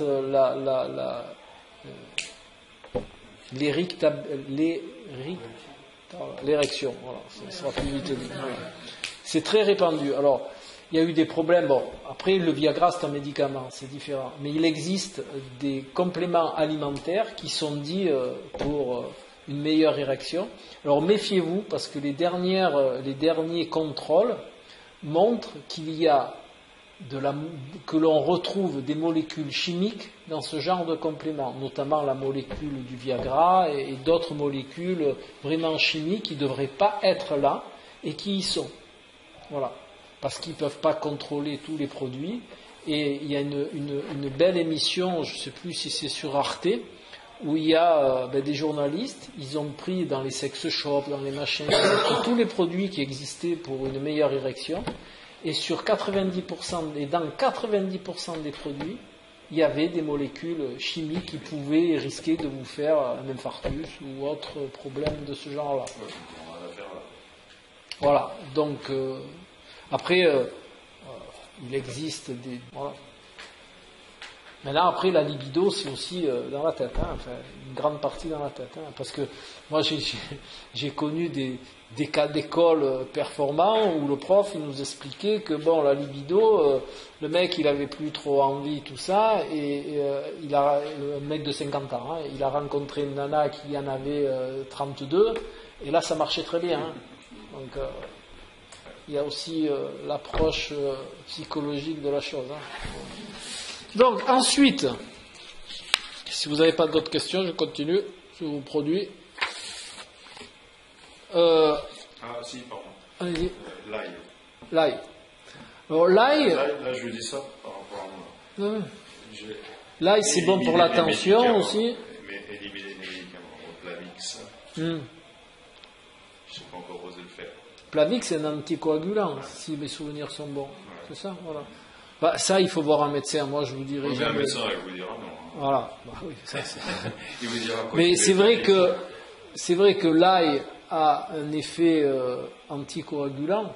Maintenant, est-ce que ça suffit pour votre cas ? Ça, si vous êtes seul maître de votre bateau, hein. Soit un jour, le jour où vous sentirez prêt, peut-être que vous le ferez. Et le jour où mais ça, il n'y a que vous qui pouvez décider. Hein. Ça, on ne peut pas le calculer, on ne peut pas le sentir. Non. Maintenant, je ne sais pas, ça y a... Ça se mesure. Hein. C'est facile à éliminer. Pour l'hypertension, c'est facile à éliminer. Mais là, par contre... Mais la fluidité sanguine aussi, c'est facile à mesurer. Vous faites une prise de sang. Hein. Moi, j'ai eu un accident, j'étais sous anticoagulant, il vous mesure la fluidité. Et dit, mais l'aspirine aussi fluidifie le sang. Hein. Maintenant, suivant le cas d'infarctus ou quoi, on vous donne que du cardégique, hein, d'accord, pour fluidifier le sang. Maintenant, il y a beaucoup de choses qui fluidifient. Voilà. Maintenant, il y a beaucoup de choses qui fluidifient le sang. Hein. Après, c'est vrai que par exemple, là, et c'est pour ça que je pose la question, là, sur les contre-indications quand on prend le Plavix, il vous parle de là. Oui. Ça fait deux anticoagulants. Donc là, il y a un effet. Maintenant, je ne pourrais pas vous dire si dans votre cas, ça suffit ou pas. Ça dépend de l'importance de vos problèmes. Hein. Voilà. Donc, il y a quelque chose que je voulais aborder qui intéresse en général les gens que j'en consulte, c'est la spiruline. La spiruline. Vous connaissez la spiruline? Voilà, c'est une algue bleue, hein, c'est une algue d'eau douce. Voilà, alors il y en a plusieurs, hein, c'est de la même famille, il y a la spiruline, il y a la clamate, il y en a plusieurs. Alors, voilà, les gens ils viennent me voir, et la question c'est, moi je veux prendre la spiruline, c'est faramineux, c'est machin, ces choses et ces trucs. Bon, alors, pour vous donner, juste pour vous, une indication. Parce que les gens, ils viennent, ils disent que la spiruline, ça contient beaucoup de protéines, ce qui est vrai. Hein. La spiruline, ça contient, par rapport à son poids, 50 à 70% de protéines. Ce qui est énorme. Ouais, voilà. Après, ça contient de la vitamine A, de la E, enfin de la B2, de la B3, de la B5, de la B6, de la B9, de la B12 et de la K. La K, pour vous, pas bon. Hein. Prenez pas de spiruline. Hein. Voilà. Brocoli aussi contient de la K. Hein. Enfin bon. Alors, mais là où le bas blesse, en réalité, c'est que les doses de spiruline qu'il faudrait pour que vous ayez un apport de protéines adéquat, il faudrait au moins en consommer 100 grammes par jour. Alors, 100 grammes par jour de spiruline, vu le prix, ça vaut 150 € le kilo, donc faites votre calcul, hein, ça vous fait 150 € tous les 10 jours. Hein. Parce que quand on vous dit de consommer une gélule de spiruline, quand vous savez que ça contient 70% de protéines et que la gélule fait 3 grammes, 70% de 3 grammes, je vous laisse compter, hein, ça ne fait pas beaucoup de protéines en réalité. Hein. Et par exemple, pour je vais prendre le plus donc ça serait, allez, ça fait pas beaucoup. Hein. Alors quand on vous dit généreusement, vous saupoudrez vos salades avec de la spiruline pour avoir un apport protéique. Alors pour vous donner un ordre d'idée, pour une personne d'activité normale, c'est 0,6 g de protéines par kilo de poids. Donc une personne, pour calculer très simple, hein, qui fait 100 kg, elle a besoin de 60 grammes de protéines par jour. Pour un sportif, vous pouvez aller jusqu'à 1,2 g de protéines par kilo de poids, ce qui fait le double. Ça fait 120 grammes de protéines de protéines. J'ai pas dit de viande ou de poisson. Il faut quand même qu'il y ait les acides aminés soient tout ça. Oui, mais c'est pour ça que je vous dis ça. Quand on parle de protéines, c'est de protéines. Et quand je vous dis de protéines, c'est pas de la matière. Par exemple, vous savez que pour ceux qui pratiquent le sport, dans une boîte de thon de 150 grammes, il n'y a que 26 grammes de protéines. Donc pour arriver à 60 grammes, faites votre compte, le nombre de boîtes de thon que vous devez manger par jour pour avoir votre compte. D'accord ? Donc, en ce qui concerne, après je vous réponds. En ce qui concerne la spiruline, vous imaginez bien que pour avoir votre compte de protéines, de saupoudrer votre salade avec la spiruline, ça sert strictement à rien. La levure alimentaire aussi contient des protéines. Oui, mais En forte proportion. Oui, mais c'est toujours pareil. Vous en consommez pas assez pour avoir un apport suffisant. Maintenant, pour répondre à monsieur, les acides aminés, une protéine, c'est quoi? Une protéine, c'est une chaîne de 100 acides aminés. C'est égal à une protéine. C'est comme ça, hein, chimiquement parlant. Vous avez des acides aminés essentiels. Oui. Et vous en avez, par exemple, vous n'avez pas le méthionine, vous avez... Voilà, mais ça, dans les protéines animales, vous les avez toutes. Ça, c'est valable pour les protéines végétales. Par exemple, dans le riz, il n'y a pas la lysine. Et dans un, il n'y a pas le machin, la méthionine. Et dans le blé, il n'y a pas l'autre. Donc, voilà. Donc, vous êtes obligé de coupler les céréales et les légumineuses pour avoir votre entièreté d'acides aminés. Et c'est là où le végétarisme, quelque peu, pêche, parce que tous les gens n'ont pas la connaissance suffisante pour savoir quoi coupler pour avoir l'apport d'acides aminés dans son entièreté. Les seuls qui ont l'apport dans leur entièreté, je vous dis, c'est la viande, le poisson et le quinoa. Voilà. Ces trois matières ont les acides aminés essentiels et non essentiels. Ils ont tous les acides aminés en une fois. Voilà. Après tout le reste, il faut mélanger pour avoir tous les acides aminés. Et les acides aminés, c'est ce qui construit votre corps. Hein. Voilà. C'est pour ça que les sportifs en sont friands, parce que c'est pour la récupération, pour la reconstruction et tout le reste. Donc c'était juste pour vous dire que si vous voulez vraiment vous supplémenter avec la spiruline, ça va vous coûter un argent fou. Alors que vous avez des choses autour de vous. Il faut faire attention peut-être aux micro-ondes qui cassent Oui. les acides aminés. Mais moi, dans ma démarche, le micro-ondes, j'ai pas de micro-ondes. J'ai pas de micro-ondes, j'ai pas de télé, voilà, ça sert à rien tout ça. Parce que la télé, ça vous désinforme, c'est de la désinformation. Le micro-ondes, ça bousille toutes les molécules. Donc même pas j'y pense. Même pas j'y fais allusion. C'est vrai, je devrais y faire allusion, mais même pas parce que pour moi, c'est obsolète depuis très longtemps. Voilà. Donc faire réchauffer quelque chose ou faire cuire quelque chose au micro-ondes, c'est une fumisterie. Ah oui, ça détruit tout. Alors on vous dit non, c'est juste parce que les molécules, elles se frottent. Ça fonctionne comme ça. Hein. C'est le frottement des molécules qui fait chauffer les molécules et donc votre truc, il est chaud. Mais hein, Brûlant, même très brûlant. Donc ça modifie la molécule. Hein. Oui, l'acide aminé n'est plus complet. Mais bien sûr, toute molécule chauffée à une température X, ça la modifie. C'est le problème du lait UHT. Hein. Le lait UHT, c'est quoi? C'est le lait, il est monté à 100 ou 150 degrés, je ne sais plus, pendant un laps de temps très court. Mais les molécules, elles sont modifiées. Et après, pas se plaindre. Hein. Voilà. Donc, voilà. Après, il y a juste aussi une petite chose que je voulais vous dire, c'est vous entendez beaucoup parler du magnésium marin. Marin. Vous savez, ils vous vendent de l'eau de mer. Vous avez qu'à aller à la mer. Mais bon, ça c'est pareil, hein. C'est une mode. Plancton, parce que... Mais c'est pas pareil, le plancton sont des animaux. Hein. C'est pas... Quand ils vendent de l'eau de mer, c'est avec les planctons. Non. Moi je vous parle du magnésium marin. S'ils prennent de l'eau de mer, ils la purifient, ils la mettent en ampoule. Et déjà, ce que les gens ne savent pas, c'est que pour mettre en ampoule, forcément c'est chauffé.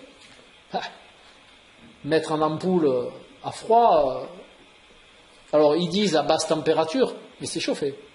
Donc, tirez-en les conclusions. Et ce que vous dites vous, c'est le krill. Ce qu'ils appellent le krill, c'est le plancton. D'accord ? Ils vendent des compléments alimentaires à base de krill. C'est le plancton. Hein. Le krill, c'est les petites crevettes qui se trouvent dans le plancton. Voilà. Donc, tout ça, vous savez, ça ne sert à pas grand-chose. Hein. Si vous avez une vie physiologique, vous faites des économies en réalité. Hein.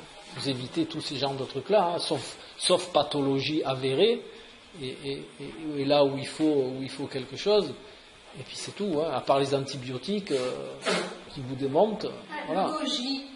Le goji, alors là, le goji, vous le laissez dans son pays, le goji. Vous évitez de la taxe carbone, vous évitez du transport, vous évitez plein de choses. Voilà. Et à la place, vous prenez des myrtilles, c'est très bien, vous prenez tout ce genre de baies rouges, qui ont exactement les mêmes propriétés que le goji, qui en plus ils sont d'ici. Vous prenez le cassis est merveilleux. Ça a exactement les mêmes propriétés, mais au moins il est là. Et le goji, vous le laissez aux commerçants, et d'où il vient là-bas? Oui, mais beaucoup. On en donne aux sportifs quand ils ont une blessure. Pour tout ce qui est arthrose, tout ça, du cassis. Mais ça, vous le trouvez, le cassis. Le cassis, ça, vous pouvez le prendre en complément alimentaire, ça va vous coûter 3 fois moins cher que la baie de goji. Hein, parce que la baie de goji, vous n'en trouvez pas au marché, là. Et ça coûte très cher, en plus. Hein. Alors qu'on a l'équivalent qui vient d'ici. Ça n'a rien de faire venir de là-bas. Hein. Vous savez, quand vous avez beaucoup voyagé, d'après ce que vous dites, dans chaque contrée, vous avez les mêmes aliments, mais sous des formes différentes. Là-bas, ils ont le goji, nous, on a le cassis. Vous allez en Afrique, ils en ont un autre. Vous allez en Océanie, vous avez d'autres denrées. Vous avez des denrées qui servent à la même chose, mais spécifiques à la région où vous êtes. C'est tout. Donc, prenez ce qu'on a dans chaque région. Si moi, je vais, par exemple, je sais pas, en Himalaya, je vais pas prendre du cassis, il n'y en a pas. Je vais me débrouiller à prendre du goji qui doit être à côté. D'accord? Je ne vais pas faire venir du cassis si je suis là-bas. Mais quand je suis ici, je ne vais pas faire venir du truc de là-bas, ici. Vous avez des questions pour le sport? Moi, c'était par rapport parce que au tout début, si vous voulez, il y a un an que j'ai arrêté tout ce qui est supplément. Tout ce qui est supplément alimentaire, c'est-à-dire whey, l'arginine, tout ça, j'ai arrêté en fait. Parce que je voyais que ça apportait rien finalement par rapport à mon corps. C'est pour ça que je disais est-ce que ça dépend physiquement ou on ne sait jamais comment les prendre en fait. C'est ça, ça dépend ce que vous faites comme sport déjà. C'était quoi, muscu? Moi c'était muscu, foot, basket. Voilà. Ce qu'il vous faut en réalité, c'est des acides aminés. C'est tout. Ouais, c'est ce que j'ai compris un peu plus tard. Voilà, parce que la whey, tout ça, et si vous voulez vraiment vous supplémenter, vous prenez que ça. Ça suffit largement. Vous prenez 9 comprimés et vous faites votre cycle sportif. Voilà. Après, ça dépend combien d'heures, ça dépend combien de fois par semaine, ça dépend de plein de choses. Ouais. Voilà. Mais, votre corps, il a besoin que d'acides aminés et de repos. La construction musculaire, elle se fait pendant le repos. La réparation musculaire se fait pendant le repos et la récupération se fait pendant le repos. Donc quand on fait, moi je coach des triathlètes pour les Ironman et c'est 50% de repos. Ils sont au top. C'est fini l'époque des pasta parties la veille et de toutes ces conneries là. Parce que, hein? Oui, ça sert à rien. Pasta party, vous faites monter votre glycémie la veille de la compétition. Le matin, quand vous vous levez, vous êtes en hypo.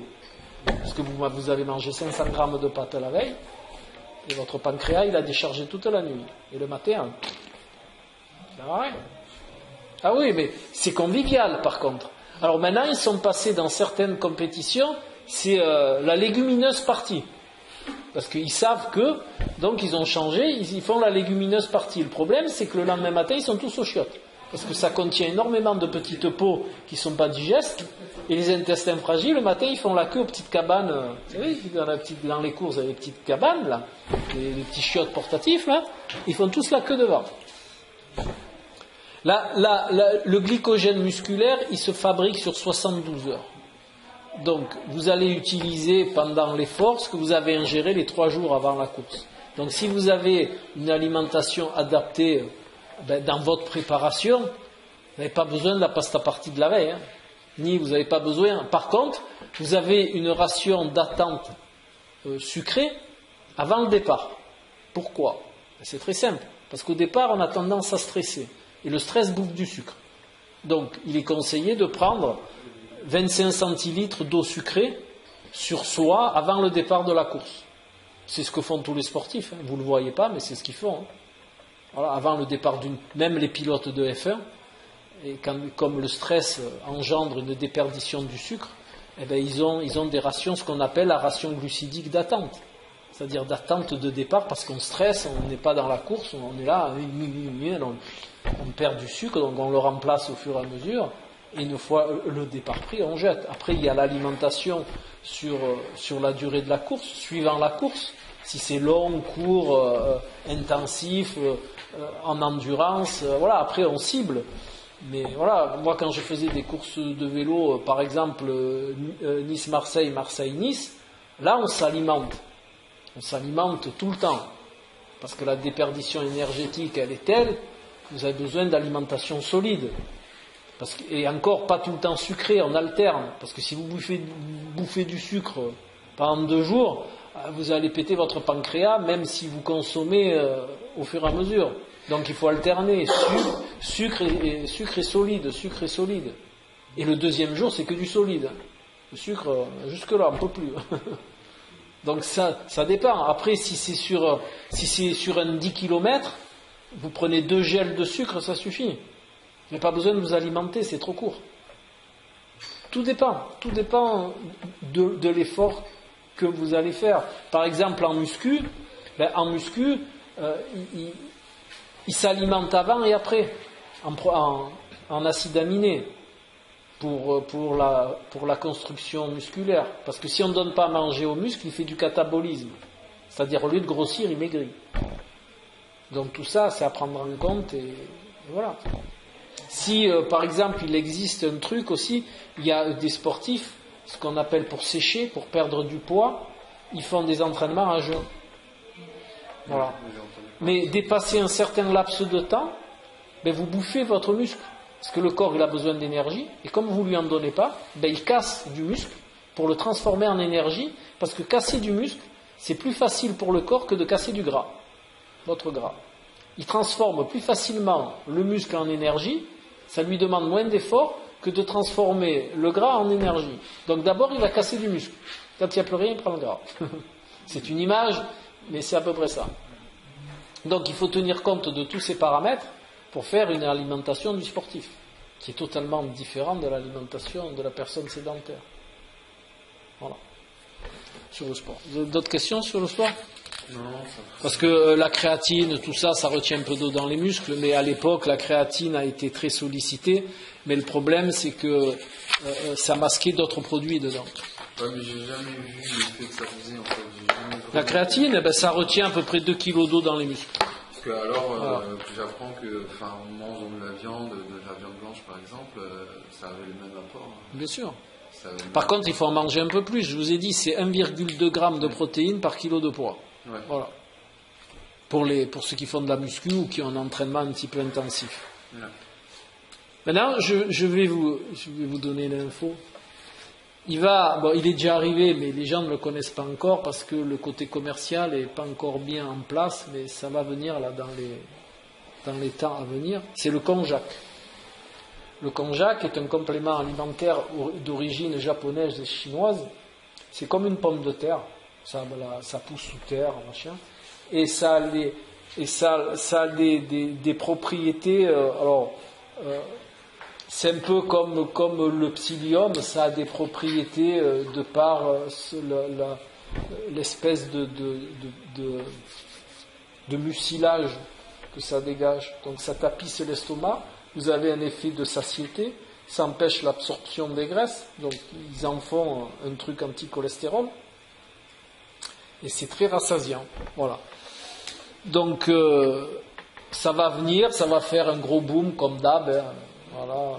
Consommer du konjac contre le diabète, contre le cholestérol, machin, la satiété, ça va vous faire maigrir, machin. Bon, mais c'est uniquement commercial. Après, qu'eux s'en servent chez eux, au Japon, en Chine, nous on a le psyllium, on a plein de choses. On a la pomme elle a une pectine. Essayez un truc un jour, expérimentez. Un jour vous avez très faim, vous mangez 2 pommes, et je vous garantis que vous n'avez plus faim. Vous ingurgitez 2 pommes, vous en avez jusque là, vous n'avez plus faim du tout. Parce que ça a le même principe, ça contient de la pectine, et cette pectine elle va tapisser, et du fait, vous avez une satiété directe. Et ça marche à tous les coups. Vous avez des gens qui disent, des fois je rentre du sport, j'ai faim, machin, c'est pas l'heure. J'ai dit, mangez 1 ou 2 pommes, vous allez voir que vous n'avez plus faim.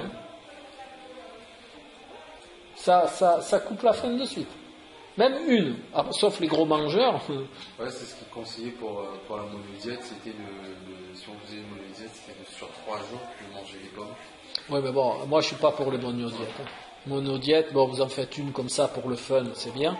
Mais si vous mangez que des pommes pendant 3 jours, et vous donnez quoi à votre corps? Les acides aminés, vous les trouvez où et tout le reste?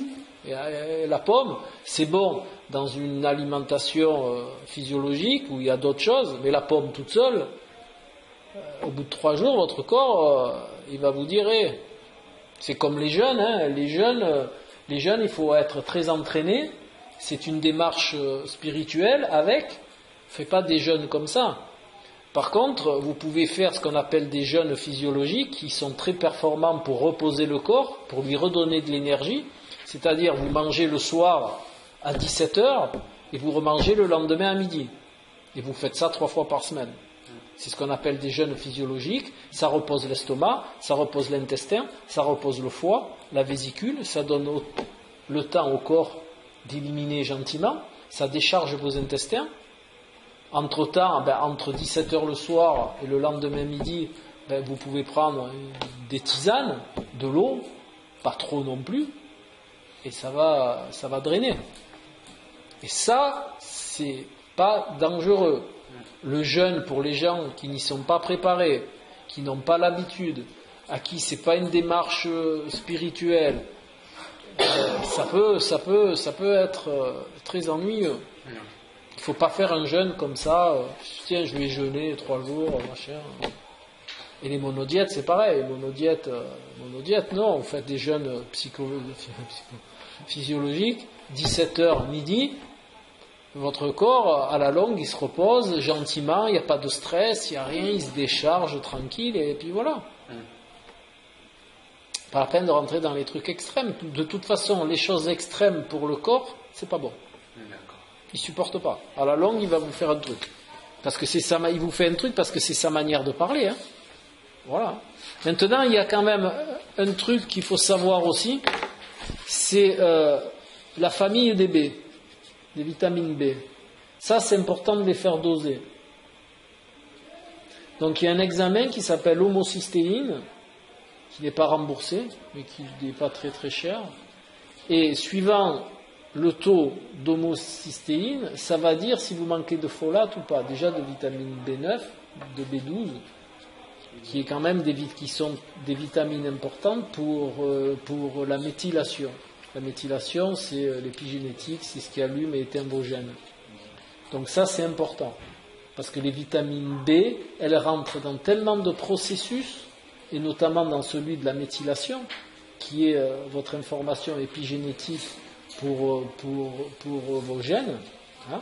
Donc je ne vais pas vous refaire la conférence sur l'épigénétique, mais sachez que il est important de faire doser l'homocystéine pour savoir dans quelles conditions vous avez les réserves suffisantes en vitamine B. Voilà, ça c'est très très important. Voilà. Donc vous avez l'info, maintenant vous ferez... Après, comment vous les... en complément alors Les vitamines B, oui et non, ça dépend de votre carence. Mais si l'homocystéine est élevée, ça veut dire que vous n'avez pas assez de folate. Et à ce moment-là, c'est une des raisons qui fait que le complément alimentaire est utile. Voilà, là oui. Parce que les vitamines B en carence peuvent être très, très ennuyeuses déjà pour le système cardiovasculaire. Hein, ça peut être précurseur de beaucoup de problèmes, une carence en vitamine B. Donc ça, c'est important de le faire doser. Voilà. Vous le faites doser, si vous avez une alimentation correcte, vous le faites doser une fois tous les 2 ans ou tous les 3 ans, ça suffit, il ne faut pas non plus aller tous les 3 jours. Hein. Mais faites-le au moins une fois, comme ça vous verrez où en sont vos stocks de vitamine B. Ce que je vous dis, ça rentre en compte dans la méthylation. La méthylation, c'est ce qui active ou désactive vos gènes, de par l'intermédiaire de l'épigénèse. Donc c'est très important, et on peut faire des pathologies, on peut allumer des pathologies dont on est porteur par faute d'une mauvaise méthylation de l'épigénétique. Voilà. Donc ça c'est... L'argile, qu'est-ce que ça apporte? Alors l'argile, déjà l'argile, elle a une chose, un pouvoir absorbant. C'est pour ça qu'on fait des cataplasmes d'argile, parce que l'argile absorbe. Donc vous avez un abcès, vous avez un œdème quelconque, ça ne va pas soigner la cause, mais ça va réduire l'œdème. Voilà. Ça, non, ça absorbe. Vous mettez sur un œdème, sur une... À boire, alors à boire, il faut faire très très attention à l'argile à boire, parce que justement, il est conseillé, enfin pas moi, hein, mais je vous informe que l'argile, déjà, il est prudent de ne pas boire de l'argile, mais boire l'eau d'argile. C'est-à-dire, vous mettez par exemple une cuillère à café ou une cuillère à soupe d'argile dans un verre le soir avant de vous coucher. Donc vous verrez, ça va faire un pataquès, un mélange. Vous le laissez reposer toute la nuit, l'argile va descendre au fond du verre et vous allez avoir au-dessus l'eau d'argile. Ça, c'est sans risque. Suivant l'intestin, ça peut passer. Mais par contre, il y a des gens qui boivent l'argile, le verre d'argile, hein, ils mettent une cuillère à café et... Là, ça peut être plus ennuyeux parce que l'argile, si vous ne buvez pas assez, ça fait des cailloux. Et pour aller à la selle faire des cailloux, je souhaite bien du plaisir. Hein. Ça peut vous... Non, mais sinon, qu'est-ce que ça apporte, l'argile comme ça? Je vous dis, l'argile, quand on le boit, comme elle a un pouvoir absorbant, il est dit que l'argile, quand il passe dans l'estomac, l'intestin, tout ça, ça va absorber les particules nocives pour l'organisme. Là, ça pompe. Il n'y a pas de silice, il n'y a pas de sels minéraux, il n'y a rien?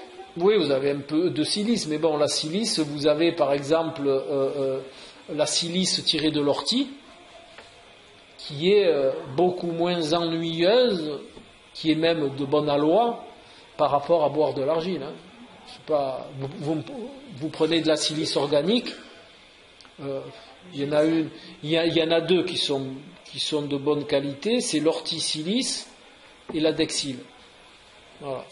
Qui sont des silices tirées de l'ortie et de l'ortie urticante et qui sont c'est porteur de silice et d'autres petites choses. Et celle de biofloral, elle est couplée avec quelques huiles essentielles de mandarine et de clous de girofle. Voilà. Clous de girofle étant un désinfectant. Voilà. C'est comme vous ne servez pas d'huile essentielle, faites attention si vous servez d'huile essentielle parce que c'est performant mais ça peut être dangereux. Donc adressez-vous à un professionnel et allez-y avec parcimonie. Hein. Moi je m'en sers beaucoup, mais il faut savoir. Hein. C'est pas... Après vous avez quelques huiles essentielles qui sont pas très... qui peuvent passer pour le commun des mortels, c'est la lavande, c'est l'huile essentielle de lavande, l'huile essentielle de titri, voilà, pas à boire, hein, mais à se servir de manière cutanée.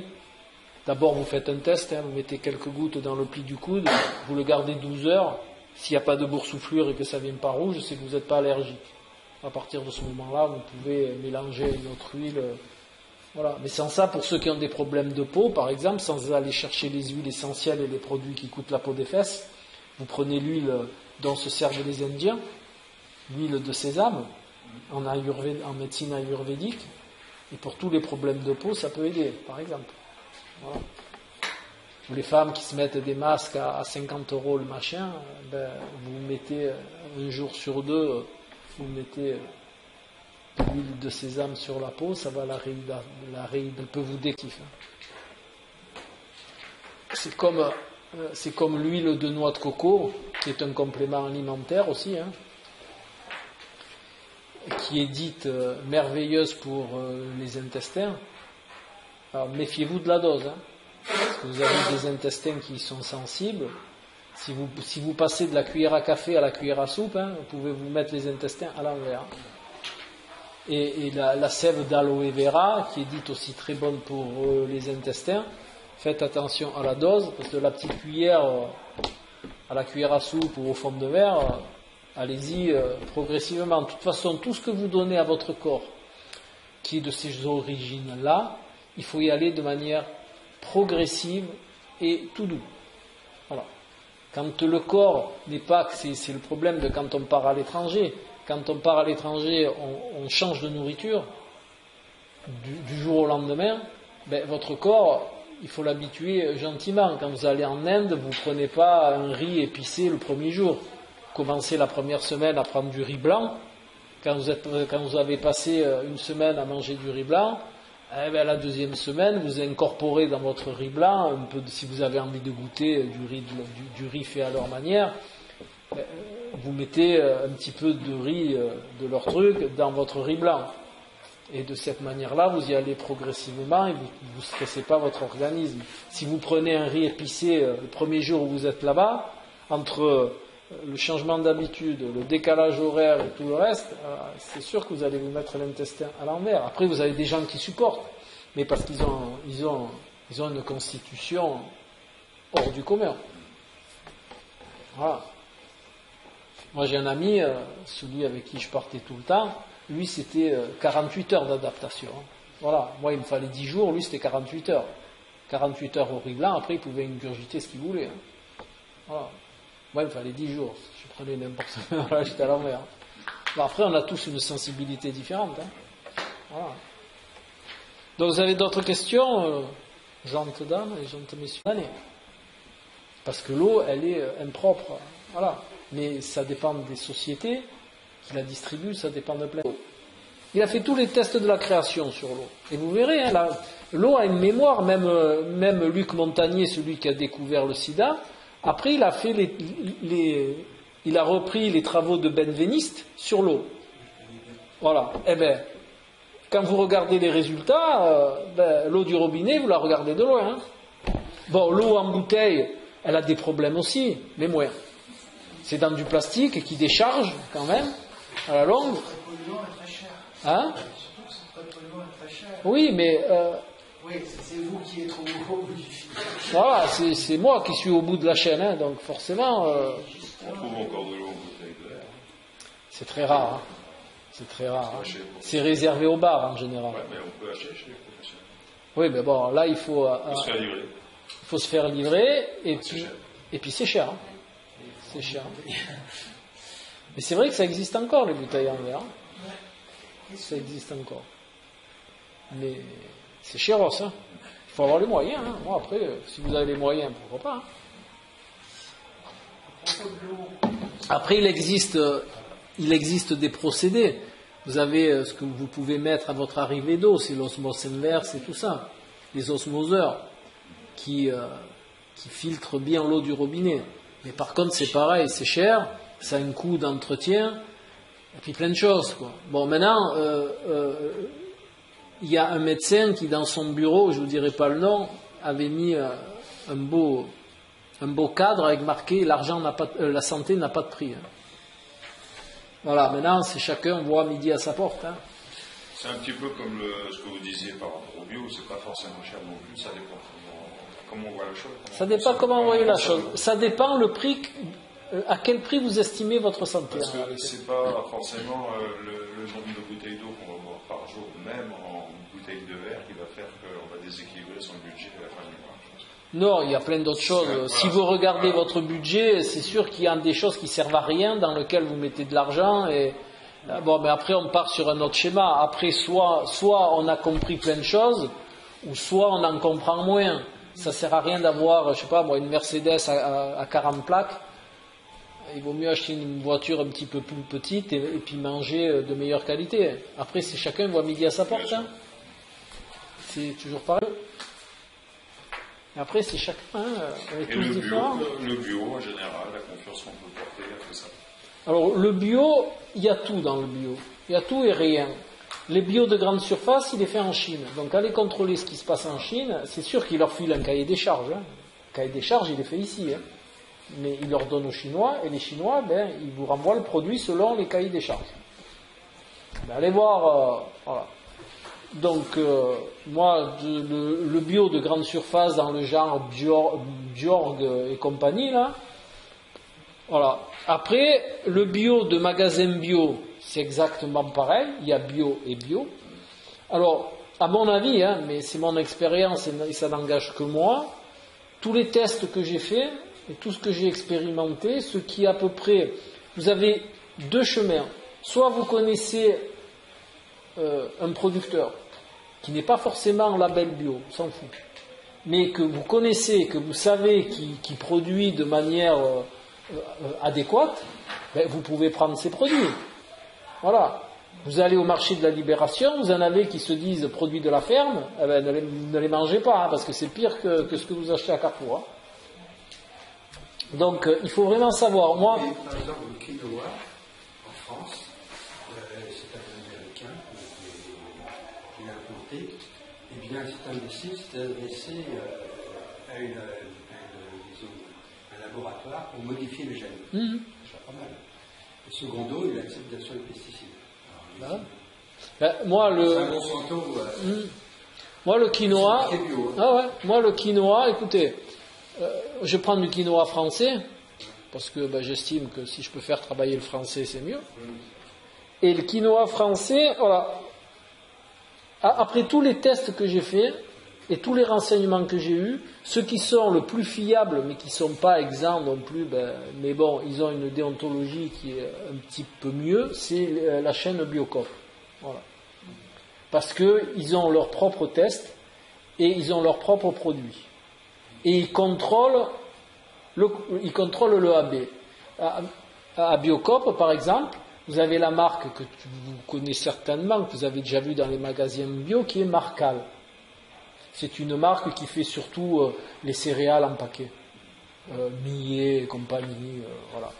Et bien, à Biocoop, vous n'en trouvez pas, ou que certains. Pourquoi ? Parce que c'est du bio qui est fait en Chine. Voilà. Et notamment les graines de courge de la marque Marcal, quand vous les prenez, ben vous n'en trouvez pas à Biocoop, parce que c'est des graines de courge qui sont faites en Chine. En plus, il fait la publicité comme quoi c'est bien raffiné, c'est bien blanc. Voilà. Donc, voilà. Voilà. Donc, Biocoop est encore, et jusqu'à quand, j'en sais rien, parce qu'ils ont déjà bien changé, ils ont fait une centrale d'achat. Comme ça a pris de l'ampleur avant. Moi, j'ai connu Biocoop au début, il n'y avait pas de centrale d'achat, où les produits étaient une grande partie était de la région et étaient livrés de la région.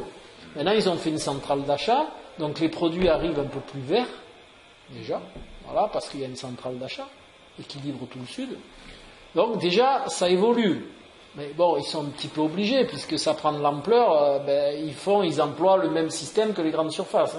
Mais il y a encore une déontologie derrière qui vous préserve du gros problème, genre comme les graines de courge qui viennent de Chine, de chez Marcal, et beaucoup de choses. Par exemple, à Biocoop, vous ne trouvez pas de produits diététiques. C'est que du bio. Il n'y a pas comme dans les autres magasins un mélange entre le bio, le diététique et le machin. Voilà.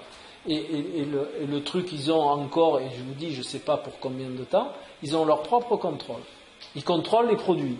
Si ça ne rentre pas dans leur cahier des charges à eux, ils ne le prennent pas. Voilà. Et la seconde chose, c'est qu'ils ont les produits à la tireuse, qu'on copiait au champ et tout le reste maintenant, pour contrarier justement ces magasins-là. Là, vous allez, par exemple, à Biocoop, vous pouvez acheter votre riz à la tireuse, vous n'avez plus d'emballage, vous prenez un sac papier, vous mettez vous mettrez le riz que vous voulez, et vous avez un prix qui est abordable, parce que justement, il n'y a pas l'empaquetage, il n'y a pas le packaging, comme ils disent, et voilà. Mais pour combien de temps, j'en sais rien. Après, si vous allez à Biocoop, vous achetez des madeleines bio de chez le Moulin des Moines, ça va vous coûter un âne mort, parce que le Moulin des Moines, ils travaillent bien, mais ils sont très chers. Et des madeleines, en réalité, vous n'en avez pas besoin. C'est pas... Je voulais revenir sur un problème Sur le l'eau. Oui. Effectivement, l'eau, c'est quelque chose d'hyper important.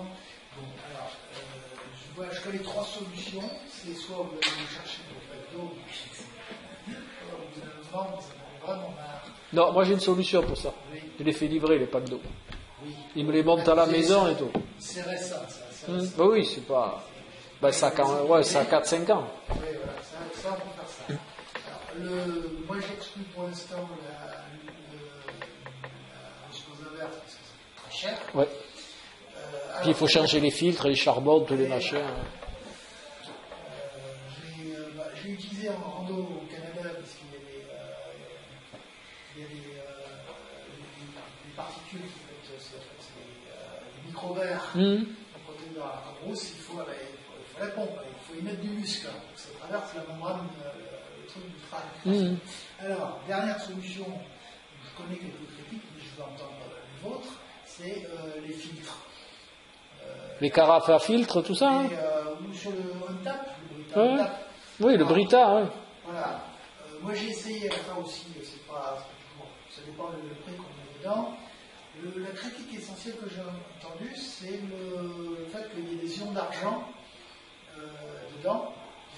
C'est ça pour stériliser, et qu'à la longue, c'est pas forcément bon pour vous. L'argent, c'est pas bon. On en a dans le corps une infime quantité, mais c'est comme l'argent colloïdal. Le problème de l'argent colloïdal, qui est un complément alimentaire pour divers problèmes, c'est pas très bon. Maintenant, moi, je connais un autre problème des Brita et compagnie, c'est la décharge.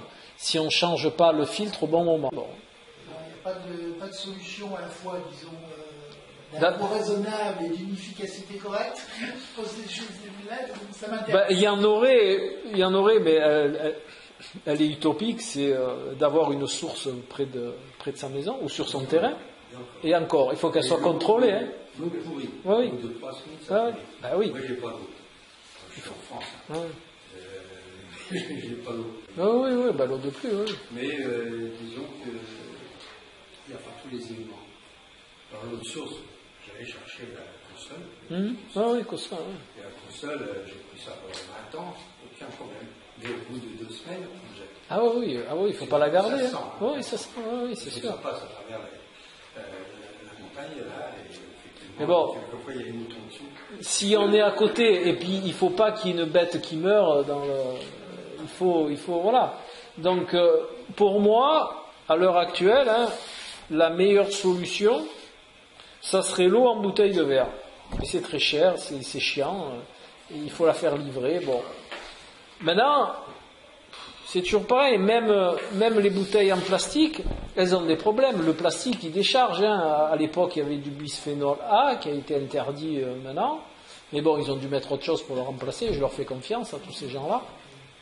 Voilà, donc moi, pour ma part, je vais vous dire ce que je fais. Je me fais livrer de l'eau. Alors, quelle eau? Je vais vous le dire aussi et pourquoi. Moi, je me fais livrer de la Montroucous, ou de la Volvic. Pourquoi? Parce qu'elles sont très peu minéralisées. Parce que boire des eaux très minéralisées, ça vous abîme les reins à la longue. Une eau, elle n'est pas faite. Enfin, les reins ne doivent pas jouer le rôle de filtre de l'eau. D'accord? Parce que tous les résidus, c'est vos reins qui les filtrent. Hein. Donc, quand vous prenez une eau comme Contrex ou machin, les reins. Alors, si occasionnellement, oui, ou une eau épars de temps en temps, vous buvez une bouteille pour soi-disant les lésions et machin, ça vous fera pas de mal, mais à longue échéance, les eaux très minéralisées, ça vous fatigue les reins. Hein. Eh oui. Donc prenez des eaux qui sont à moins de 150 microgrammes de résidus à sec par an. À moins de 135 à moins de 150 de résidus à sec. Voilà. Et là, vous en avez quelques-unes. Vous avez Volvic, vous avez Roucous, vous avez Reine des Prés, vous en avez certaines qui respectent ça. Après, de temps en temps, vous pouvez vous faire une épars, vous pouvez vous faire une Wattwiller, une Contrex, si ça vous fait plaisir. Mais vraiment, occasionnellement, sans ça, les reins, ils fatiguent. Hein. Et les sels minéraux qui sont dedans, c'est pas recommandé alors Pas trop. Parce que c'est vos reins qui les filtrent, hein. C'est vos reins qui épurent, qui filtrent. Hein. On a besoin des sels minéraux. Oui, mais vous les trouvez ailleurs. Et ceux de l'eau, alors là, il y a aussi un petit bis-bis. Il y en a qui disent que les sels minéraux de l'eau sont par rapport au travail qu'elles demandent aux reins, c'est pas un bon parti. D'accord? Et les sels minéraux, vous en trouvez dans votre alimentation, partout. Hein. Vous avez des sels minéraux partout, dans les légumes. Si vous avez une alimentation physiologique, vous avez largement de quoi subvenir à vos besoins en sels minéraux, vous n'avez pas besoin de l'eau. Non, c'est les reins qui filtrent l'eau. C'est pour ça qu'on fait des calculs rénaux. C'est justement tous ces déchets qui sont filtrés, des liquides par les reins, qui vont s'agglutiner et qui au bout d'un moment font un calcul rénal. Voilà. Mais soit dit en passant, moins l'eau est chargée en micronutriments, c'est-à-dire qu'elle en a une quantité adaptée, au contraire, ça va drainer. D'ailleurs, si vous remarquez, les bouteilles départ, elles sont beaucoup plus petites. Hein. Elles ne font pas 1,5 litre. Ça lui convient. Moi, je ne vois pas d'inconvénient. Moi, je sais que pour moi, ça ne me convient pas. Donc, j'en prends pas. Mais après, chacun, il fait comme il veut. Hein. Vous avez des gens qui mangent des frites tous les jours, hein, et qui sont toujours vivants. Hein. Ben oui, vous avez des gens, ils bouffent au resto tous les midis, toute la semaine, ils bouffent des frites. Et ils vivent, hein. Ah, ils meurent pas de suite, hein. Mais après, il faut voir comment ils vivent. Il faut voir le matin comment ils se lèvent, comment ils se couchent le soir, dans quel état ils sont. Puis ça peut durer un certain temps, sans qu'il y ait de soucis vraiment. Vous savez que les frites, c'est du sucre plus, hein. D'accord ? Ça fait exploser votre sécrétion d'insuline, les frites. Hein. Et en plus, c'est frit, donc vous avez tout le problème de la glycation, et vous avez tous les problèmes trans, en plus. Merveilleux. C'est merveilleux. Vous avez les trois en un, ça. Ah, je ne dis pas, hein. Mais c'est bon pour vous, parce que vous en avez l'habitude. Moi, quand je mets des frites dans la bouche, je sens que le goût du gras. Et je vous promets, j'en mets qu'une, hein. Et encore, c'est des frites faites maison. C'est pas McDo, c'est pas, j'en sais rien, KFC, là, parce que alors là, même pas. J'ai que le goût du gras dans la bouche. Ah, c'est infernal, hein. J'ai l'impression de manger, vous savez ce qu'ils faisaient avant? Les pains de végétaline. Vous vous rappelez de ça? Voilà. Eh ben, j'ai l'impression, bon, j'ai pas le goût de la végétaline, mais j'ai cette impression de gras. Ah, je peux pas. C'est la bonne friteuse. Hein? Alors.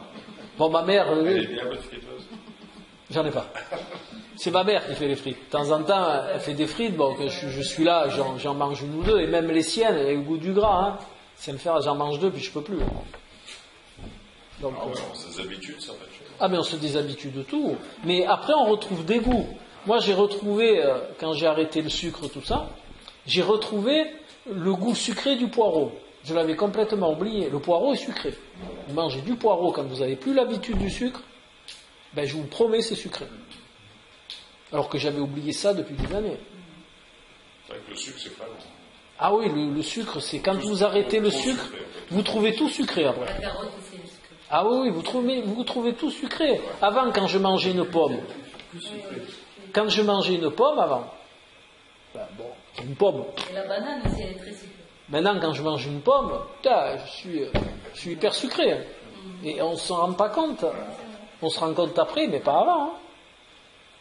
Bon, les bananes, à l'heure actuelle, elles ne sont pas sans sens. Hein. Même en bio, en tout ce que vous voulez.